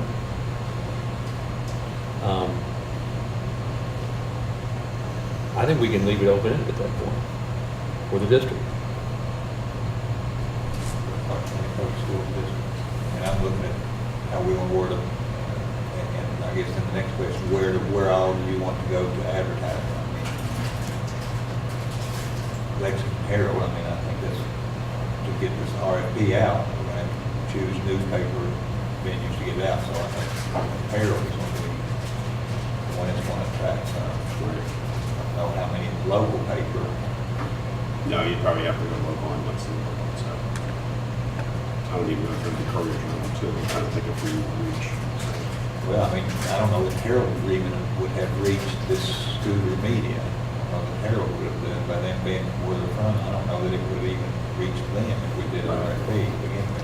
I think once that's publicly out there, sort of the core of being a member of the Kentucky, she's not there right now, she's already gone home. Being a member of the Kentucky, what is it called, Public Relations Society? I mean, I think once that's out there, then the word can be spread. Hey, they've got an RFP out, and look at it there. I think the number of people that would be interested in doing this is not an infinite number, and I think we can, by having the ad in Winchester Sun and the Herald Leader, I think we can get the word out there. That's my opinion. Who writes the RFPs here, Paul? I have in the past, but I've never written one for a PR. I mean, I would start first off to kind of research, see what, I go through KEDC and see what they have in the PR department as far as my RFPs. And I think KSBA might be able to help you with that also. Yeah, we're probably some sample of each of the groups. I'm going to volunteer you to assist with this, is that okay? Okay. All right. I'm sorry. I was going to volunteer Scott to assist with the, he's got a good idea of what we're trying to do and what the RFP are going to do. So. Okay. All right, so you made a motion. Is there a second? Second. Second by Ms. Hicks. All those in favor say aye. Aye. Opposed? Motion carries 5-0. So we're going to pursue an RFP for marketing and public relations strategies as discussed. All right, next up is item number 18, Superintendent Summative Evaluation. Board spent considerable time doing the superintendent's evaluation this year, as we always do. We use the SPGES instrument. According to state law, you don't have to use that next year, so if you want to come up with something different next year, you can. But the usual caveat is it's got to be approved by the state a certain amount of period of time before we do the evaluation. So it's generally easier to use what's approved from statewide use. So let's see, there's 3 documents associated with that. There's one document which has 50-some it has 7 major standards and 50-some substandards, and the board actually took the time to go through, rate Mr. Christie all of those different standards, and we used the ratings there to come up with overall ratings for each of 7 standards. So, and I'll go over each of those ratings and our commentary on each one of those. There's a summary document which is laid out like a spreadsheet. There's also a third document, which is a text version, because these documents are difficult to navigate for people out in the public. So I tried to kind of put things in a little bit more narrative form and abstract some of the goals that we were able to generate from the process and kind of put it on that, so everything's a little bit clearer about what we are. So, all right, so under strategic leadership, we rated unaccomplished. The comments were both the board and the community are excited about the continual progress being made in the district, highlighted by distinguished status for the district as a whole, and by significant and historic achievements at the high school level. The board would like to place a priority in revising the current set of board superintendent goals, which are serving as a blueprint for this success, and incorporating the district strategic plan into these goals. The board appreciates the time and effort put into assembling the district and school needs list and looks forward to establishing a more formal process in which it can meet those needs. Under sectional leadership, we rated him developing. The comments were the district is rated distinguished and has reached historic areas of academic achievement. While we understand that the superintendent has facilitated this process, the board would like to see some evidence of his development of his skills as an academic leader. Despite all of the improvement in many areas, pernicious gaps persist, especially with minority students, and the board would like to see gap reduction be a priority for the coming year. Under cultural leadership, he was rated accomplished. The district has been successful in its recent transformation, which has resulted in unprecedented levels of academic success and which has been widely accepted by the community. The community needs to be made more aware of how successful the schools have become. The Equity Council should be utilized to facilitate ways to improve the district's educational gaps amongst minority students.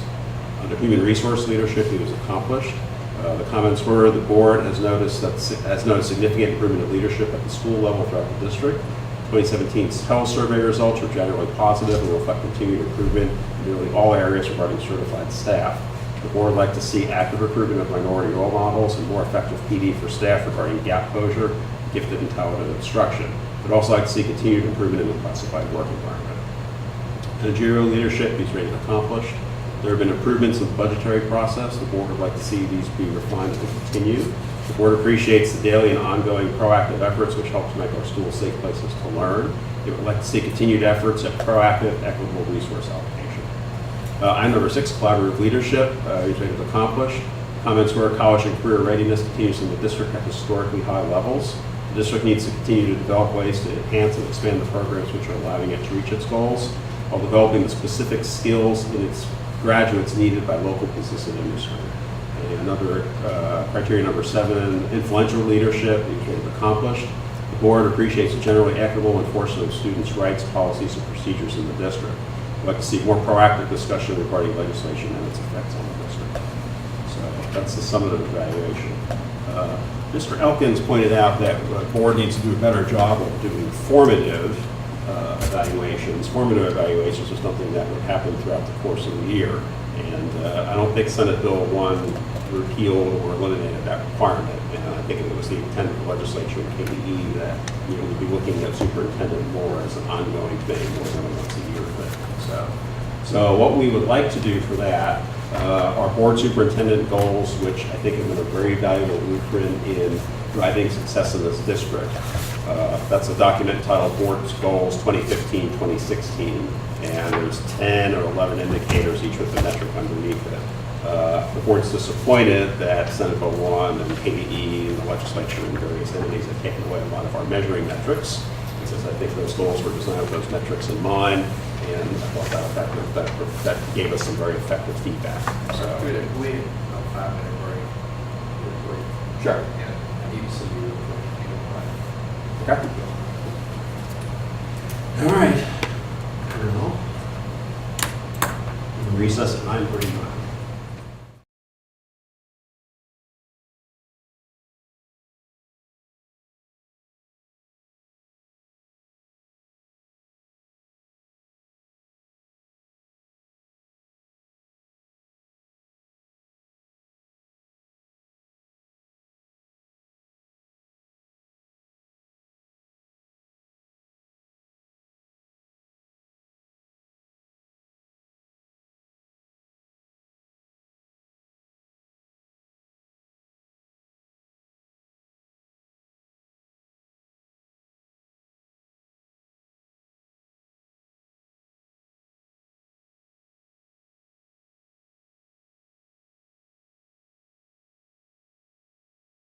Evaluation. So, for an evaluation, Are we back in session, sir? yes, we're back in session. So we turned at 9:39. We reconvened at 9:40. Right. Okay. I don't know. He has a family emergency treatment. I'm sorry. He has an emergency treatment. Yes, emergency. All right, so just to recap, finish summative evaluation, ongoing formative evaluation. So what we would like to do there is to look at the board superintendent goals. We've generated some new goals from this process. We need to look at our old goals and see which ones are even measurable anymore. Some of them are not. And try to relook at that process. We kind of noticed a strategic plan, which is vision, mission, values, is kind of detached from these board superintendent goals. We think it needs to be attached and integrated in some way. Bless you. Bless you. So what we'd like to do is... Okay, I'm done. Okay. What we'd like to do is first have a work session to accomplish those goals and, or to rewrite those goals, and second, revisit those on a quarterly basis. And I think we need to probably put the same priority on those goals that we're putting on our financial. And that's definitely yielded dividends. I think our budgetary process has been tighter and able to do more of what we have here by looking at the budget a little bit more closely. So I think if you look at the board superintendent goals, as the guiding light and the blueprint for success in the district every quarter, take up by the top also. And that would serve as an ongoing form of evaluation. So, we have board superintendent goals linked to agenda items. I think that's pretty good help, because we can go back and look at agenda items and pull up evidence for different things. So we're not linking them to stuff on the evaluation, so that's more difficult. So sometimes we kind of look around for, we're supposed to have 57 indicators and evidence for each of those indicators, but sometimes it's not always there. But I think the board superintendent goals are much more tangible document. So. All right, that's it. I'll need a motion to approve the superintendent's summative evaluation and plan for ongoing formative evaluation for the 2017-2018 school year. I'll make that motion. Motion by Ms. Ritchie, Second. second by Ms. Six. All those in favor say aye. Aye. Opposed? Motion carries 4-0, which is declared absent. And the next item is superintendent's contract. Mr. Christie has asked us to, his current contract runs from until June 30th, 2018. So there's 1 year left on the current contract. And he's asked to begin contract negotiations for a new contract. Discussion. I think that's, from my standpoint, I think I would support centering in those negotiations. I think the results of this is positive. And I think just the investigation I've done, this is a very complex legal area in terms of how we might craft things to make adjustments to the future, to optimize things for the district and for Mr. Christie to strike that balance. So it's going to be a complex process, certainly not something that we can just draft off the cuff. That's my perspective on it.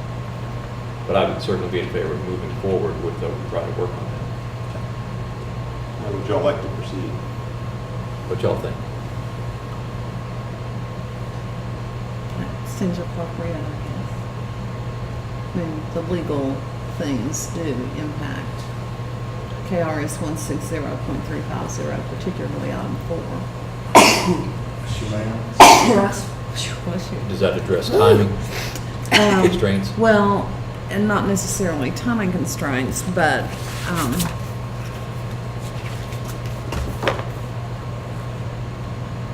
well, somewhat to timing. After the completion of a superintendent's first contract, which doesn't apply, or after 4 years, whichever comes last, and this is the 4th year, the Board of Education may, no later than June 30, extend the contract of the superintendent for 1 additional year before the current term of employment, beyond the current term of employment. So his current term of employment is through 17-18. Right. So prior to June 30, based on, and Mr. Attorney can interpret if I'm not interpreting this right, that we could, before June 30, or no later than June 30, extend the current contract to 2019, June 20. 2019. Yes, June 30, 2019. So that language refers to a 1 year rollover. So. Okay. It doesn't say that in here. Well, I think that's emblematic of how complex this issue Okay. could be as to what does I that mean, I hear truly all mean. the kind of terminology stuff, but I don't find the terminology in the KRSs that I'm looking in. Maybe I'm looking in the wrong KRSs. But I defer to the attorney. That really seems to be the one that's most on point, and there's that, authored Office of Education Accountability document that's supported by a lot of legal authority that did a very comprehensive study of superintendent contracts across the state, and you've probably seen the document in front of the one I'm talking about. Without any, court precedents to steer you away from things, it would seem that it's within your ability to extend his contract 1 year at a time, so long as the extension doesn't occur until after the 4th year. So the Office of Educational Accountability even found or wrote with an approving attitude that if he'd extended his contract for a 5th year after he completed his 1st year, that would have been okay. You don't necessarily have to wait till the end of his 4th year, so long as the actual extension doesn't occur until after a 4th year. So I think you're in a position to be able to extend the contract at your leisure, if that's your determination. And you could do it now, or you could have done it previously, and I think as far as that goes, I think you can do it anytime between now and the time this contract expires. Does that also give us the ability to start fresh on developing a new contract? Well, that I'm not certain about. I think all that I looked at, I think what I tried to address today was just about whether or not the contract could be extended, because I think that was the discussion that was sort of in the room. I think that you could renegotiate a contract with him, but I'm not certain for what term, given there are some restrictions on binding future boards of education. So, for instance, you couldn't make a contract with him. I don't think that you could make one for 6 years or 7 years, because it would be beyond that 4-year term. I think that's sort of the outside limit, but I hazard that guess here in front of you, where if I had the opportunity to look at it, I could give you an answer that you can count on, be certain. But I know that you could extend it for a year. And when you say extend, do you mean with no changes in terms and just an extension, or can you extend and then modify terms? Well, I think you can amend this, you can amend your contract with him anytime that the parties agree to an amendment. I think you can amend this contract. I think we've already crossed the point that you can't amend it with some kind of retroactive benefit, but future benefits, I think, are subject to amendment on just a purely contract term. Has it not Well, as been opposed said to that the law. we cannot do anything with the contract in an election year? Well, when board members are up for election. Right. We cannot, correct? Well, it can't be when you can't hire somebody between the time a board member is going off before a new board member comes on. Yeah, I think there's a window there. Again, I don't remember the exact word. It's not a prohibition for the whole year, but there's a certain window within that year that you're prohibited from doing something. Can't find that future board. Which is, again, odd and interesting, because if you had a 4-year contract, then obviously you're doing that. As I said, the law is complex here, and so we can't Here it is. just knock it out right now. This is more of KRS 160.350. The appointment of a superintendent may be for a term of no more than 4 years. This is the initial appointment. In the event a vacancy occurs prior to the expiration of the term set by the board, the term shall expire at the date of the vacancy, and the board appoints somebody new, which shall begin the date of the superintendent's appointment, except when the vacancy occurs after a school board election and before the newly elected members take office. When a vacancy occurs during this period, the position shall not be filled until the new members take office, but the board may appoint acting to serve not to exceed 6 months. So So as far that's as that time frame. Yeah, as far as I know, we're not dealing with a vacancy situation right now. Right. But So that particular language only then addresses the vacancy issue.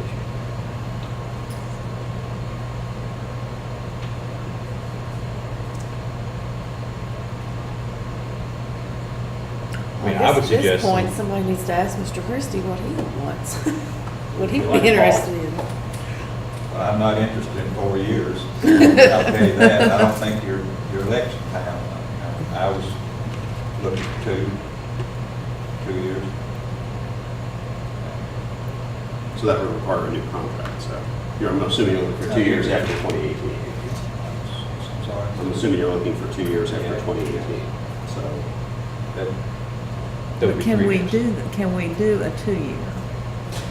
You can't do a 2-year extension. You can only do a 1-year extension. Right. But we could write a new contract. We could just get a piece of paper and write a new contract, though. It would have the effect of giving a whatever time frame that made sense. I think That was you- within the the 4-year limitation. I think that you can do that. But assuming that Mr. Christie is paid as much as I think that he is, we could be talking about $500,000 or more over 4 years, and I'd like the opportunity to nail down the answer for you before we do anything. And that's what wants me to circle back around and say, I just want to be sure before I say it, that's all. I'd like to have, since we'll probably have to do this in an open forum, to set a meeting where we can start talking about some of these things. And then move forward on that process. So you'd be looking at a 2-year contract after the current contract? I'm so confused now. Because you can serve successive contracts that say different things, correct? Sure. Yeah. So in order to get 2 years, he's have to have a new contract. Correct. Right. Okay. In order to be extended 2 years beyond his current contract that ends He wouldn't next be year. extending though, he would have to start a But new if contract. terms were, okay, I would consider this a 1-year extension, and then we could talk about, at that point, you could always talk about an additional year later.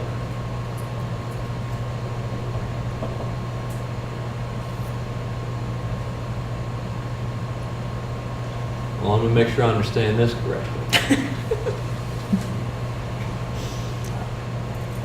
So we could layer this into the simplest thing that potentially could be done is one could propose a resolution this evening to extend the current contract by a year. Take you from, right now you end June 30th, 2018 to June 30th, 2019. Is that fairly? That's the simplest way. So that would be one thing we could do. Potentially we could do that tonight. Again, I'm just throwing out a what if, so I know what the boundaries of the playing field are.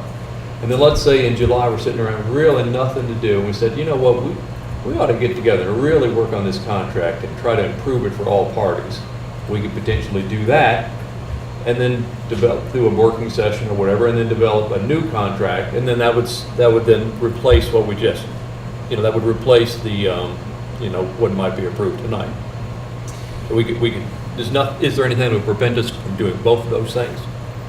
I don't know anything as I'm sitting here today, but I can say, based on the scenario that you described, the worst thing that happens in that event is he gets a year. And the best thing that happens is you wind up with a new 2-year contract. So I think both of them, are, as he's suggested, acceptable resolutions.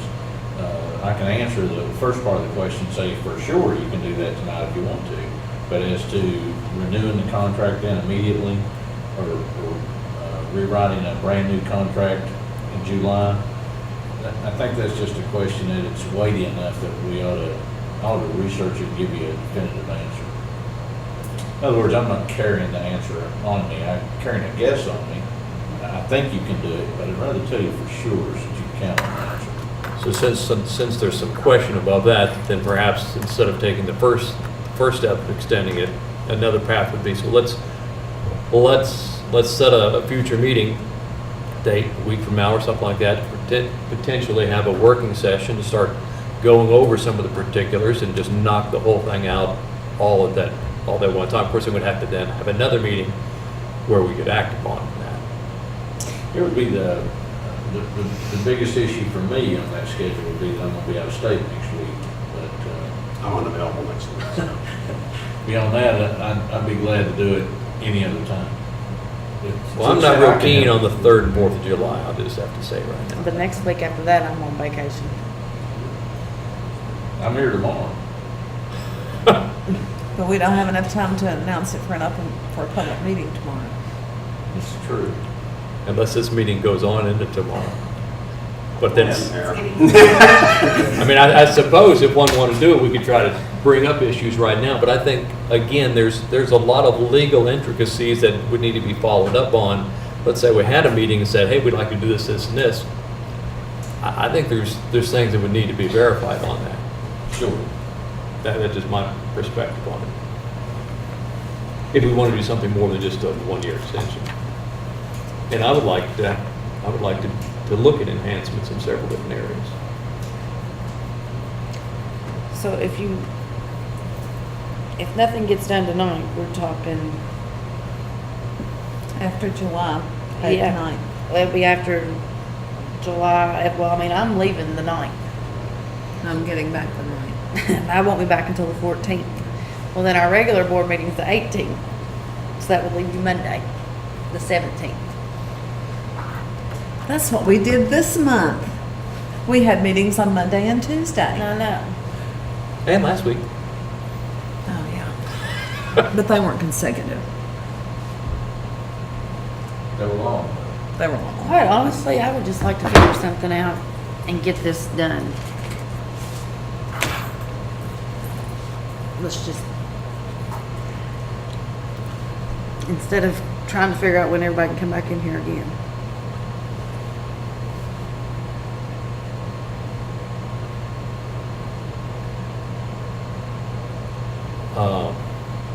I think that the pay level is not competitive with the per pupil pay of districts within our same range. So I think at least the discussion ought to occur as to evaluating that aspect of it.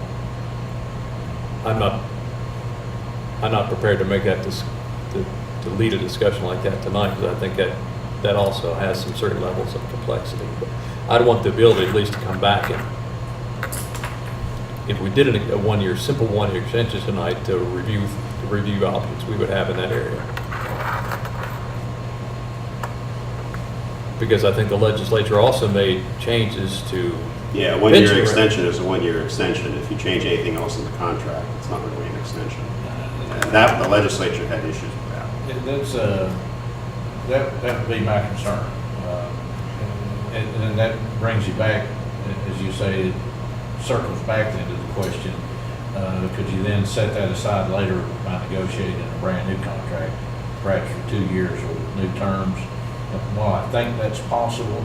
I can't answer that question while I'm sitting here. And I'm afraid that perhaps the permanency of an extension could come back to, to haunt us unknowingly if you do that tonight. Certainly doesn't keep you from doing it, but if we do it, then we have to understand that perhaps we can't get out of that over the course of the next year. That probably was more important to Mr. Christian than it is anybody.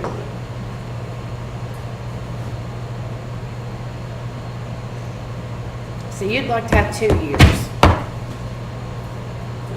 Beyond the current year, or the end of his current contract.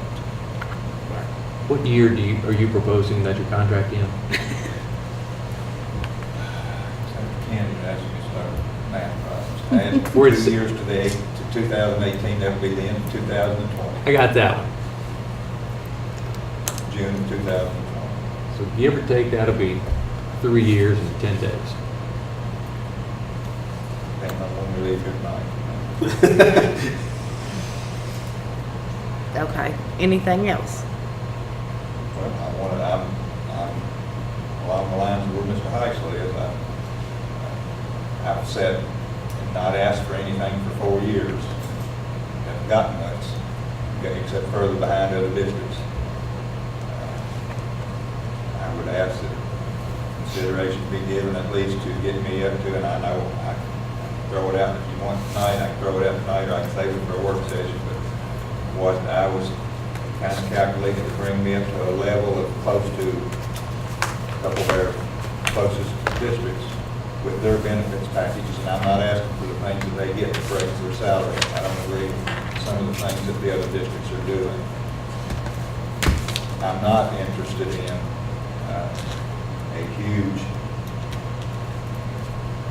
a large amount of just money added to the salary. I'm looking at more of a benefit package, because I can't see adding a lot of salary money to my salary where teachers are only getting 2 and 3% over a couple of years. I would be looking at, you want me to throw out what I would ask for? If that's what do you want that now? Or Sure. you want me to save that for Go for it. 2 years? $5,000 pay raise? My retirement benefit reimbursement from the district. The district pay my retirement benefit. and that's the biggest piece of it, that's the benefit. And everything else remains the same in the contract. When you calculate that, I won't, because of the TV, I won't name counties, but counties that are close by, that would put me in districts that are smaller than us at about the same levels, and when you figure in their vacation pays, and their KTRS sums, that would put me at or just below where they are. That would put me at or just below where the prior superintendent here was 4 years ago.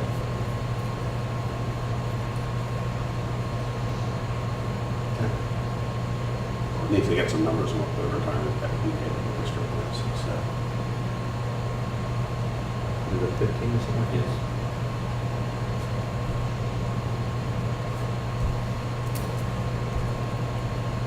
Others around are getting vacation days. I'm not asking anything. I don't believe in doing the district that way. I know they're rolling vacation days over. I know one gentleman started the same time I did.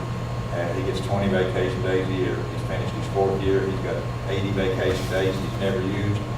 They're rollover. And his district has to pay those in full at his current daily wage threshold. If he went in tomorrow and asked for his vacation time, they'd write him a check for $50,000. I don't think that's fair to the district. And I think we also need to view this through the, I think it was like House Bill 104 that addressed how this impacts pensions and what the district might have to pay back. I think we need to make sure we look at that through that lens also to make sure that's optimized for all parties. I just think it's a complex issue because I'd also like to throw out, you know, what ability do we have to add a variable component to it, to put any sort of legally permissible incentive arrangement in there.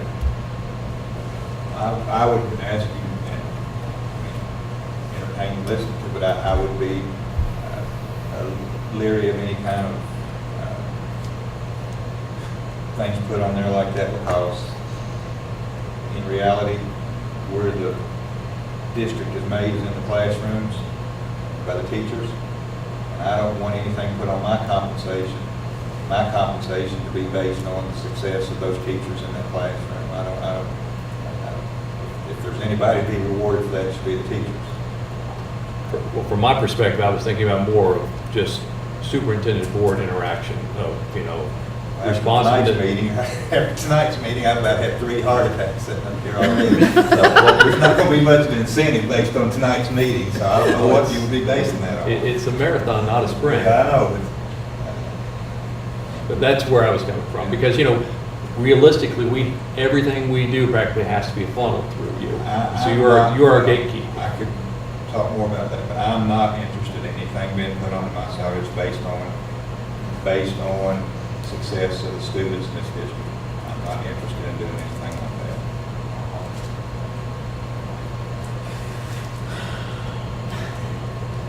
Yes. I told you it was complex. That was not on purpose.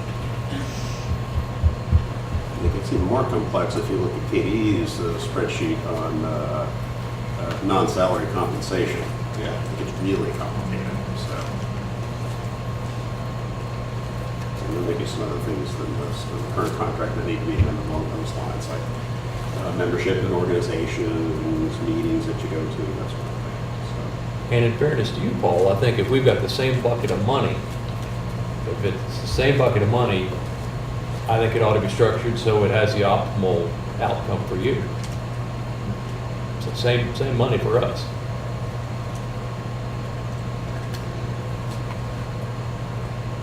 All right, so I think this begs a work session, so. Consider a preliminary date and see if who's going to be okay with that. Remember, we're down a member here. Can we do it as soon as a week from now, or is that, we all really kind of tired of seeing each other? No, I can't do it next week. Okay. You're what? I can't do anything next week. Oh, that's right.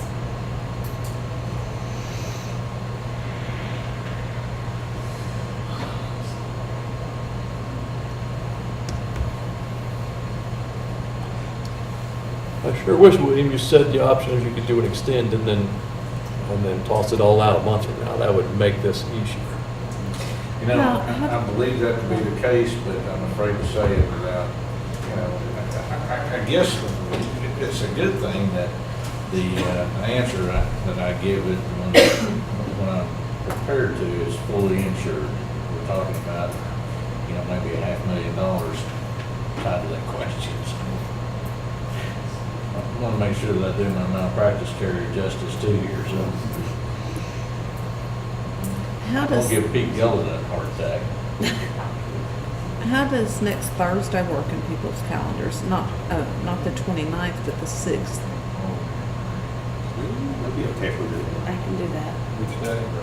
Thursday the 6th. Thursday the 6th, July the 6th? July the 6th. I'll be back. Okay. Well, are you here? Yeah, I'm here. I don't leave till 9. Okay. That'll work. We can also talk about the board superintendent goals at that meeting. So are you making it a work session or are you making it a special meeting? I would say work session, and then whatever the work product is out of that meeting, we put on the agenda. of the meeting.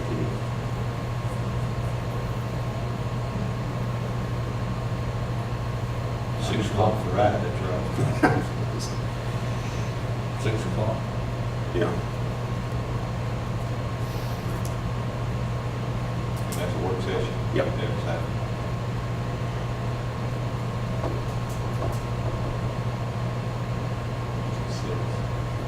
So work session, 6 PM on the 6th.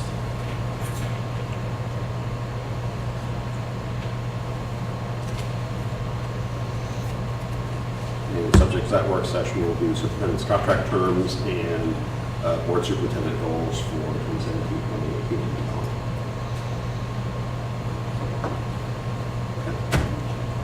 And I hope that what we've been bogged down the last half hour doesn't overshadow the evaluation that was approved earlier. I think there's been a lot of great things that have happened in the district. I think, there's improvements still to be made, but I can't speak of the whole Beating puppy board. dog up there right now. I can't speak of the whole board, but I think we've been very happy with the work we've done, and we look forward to trying to negotiate a contract that would be mutually acceptable to all parties that can keep it with us. That's my perspective. Y'all can toss 11 years ago, I said I wanted to retire from here. Y'all can toss in whatever you I sat on want. the other side of that table, that's one thing I said. Okay. May still do that, maybe it depends on when that is. Okay. Any other discussion on the superintendent's contract? What? Any other discussion on superintendent's contract? All right, between yesterday and today, after 7 hours and 39 minutes of meeting, it's time for the consent agenda. Does anyone want to have anything heard off the consent agenda separately? If not, a motion is in order to approve or acknowledge all of these items.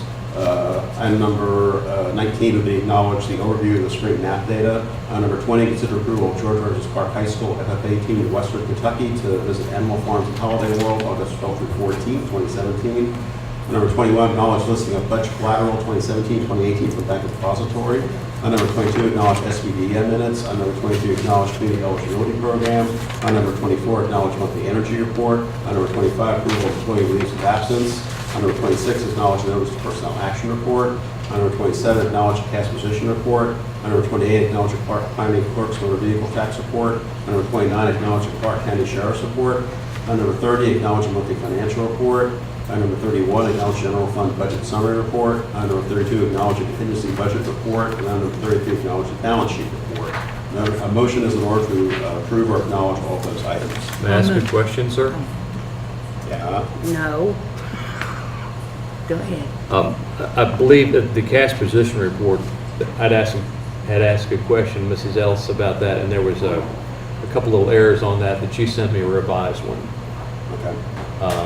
So that, I would suggest that as part of this motion, that revised copy be sent out to all board members. What's the item number? I think I thought I did send it out to our board. you did? I did send it out to our board. The new sheet As that their says we got. conversation last night, any questions I got, I sent out. Well, I think this might have, was that last night? This is the one I that, sent it out this afternoon. You sent me the one, questions is the one page that, that says we've got $30 million in the bank? question you asked after the didn't board get meeting that. or sometime this morning? I had one from Scott, but I don't know. Well, I'm not sure we need I to had get the bogged down accounts in that. payable ones that- for his and mine. That perhaps we could craft it to say that if it hadn't already been sent out, that that revised document be sent I out. will revise my motion regarding sent to the consent agenda to say a motion is in order to approve or acknowledge items 19 through 26, and 28 through 33, and acknowledge item number 27 is revised. I'll get that to you. I'm not sure that it, I will send that to you.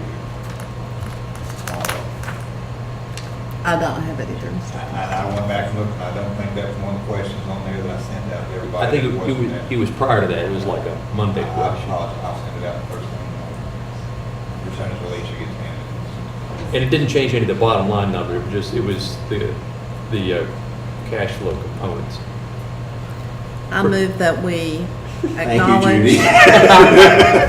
I move that we acknowledge or approve items 19 through 26 and items 28 through 33, and note that item number 27 is the revised cash position report that is acknowledged. All right, motion on the table by Ms. Six. Second. Second by Ms. Ritchie. All those in favor say aye. Aye. Opposed? Motion carries 4-0. Mr. Carano absent. Motion is order to authorize payments of salaries and accounts payable. I move that we pay salaries and accounts payable. Second. Second. Ms. Ritchie, all those in favor say aye. Aye. Opposed? Motion carries 4-0 with Mr. Carano absent. Motion is in order to adjourn. Make that motion. Second. Second. All those in favor say aye. Aye. Opposed? There is 4-0. The board is adjourned at 10:13 p.m. Thanks, ladies.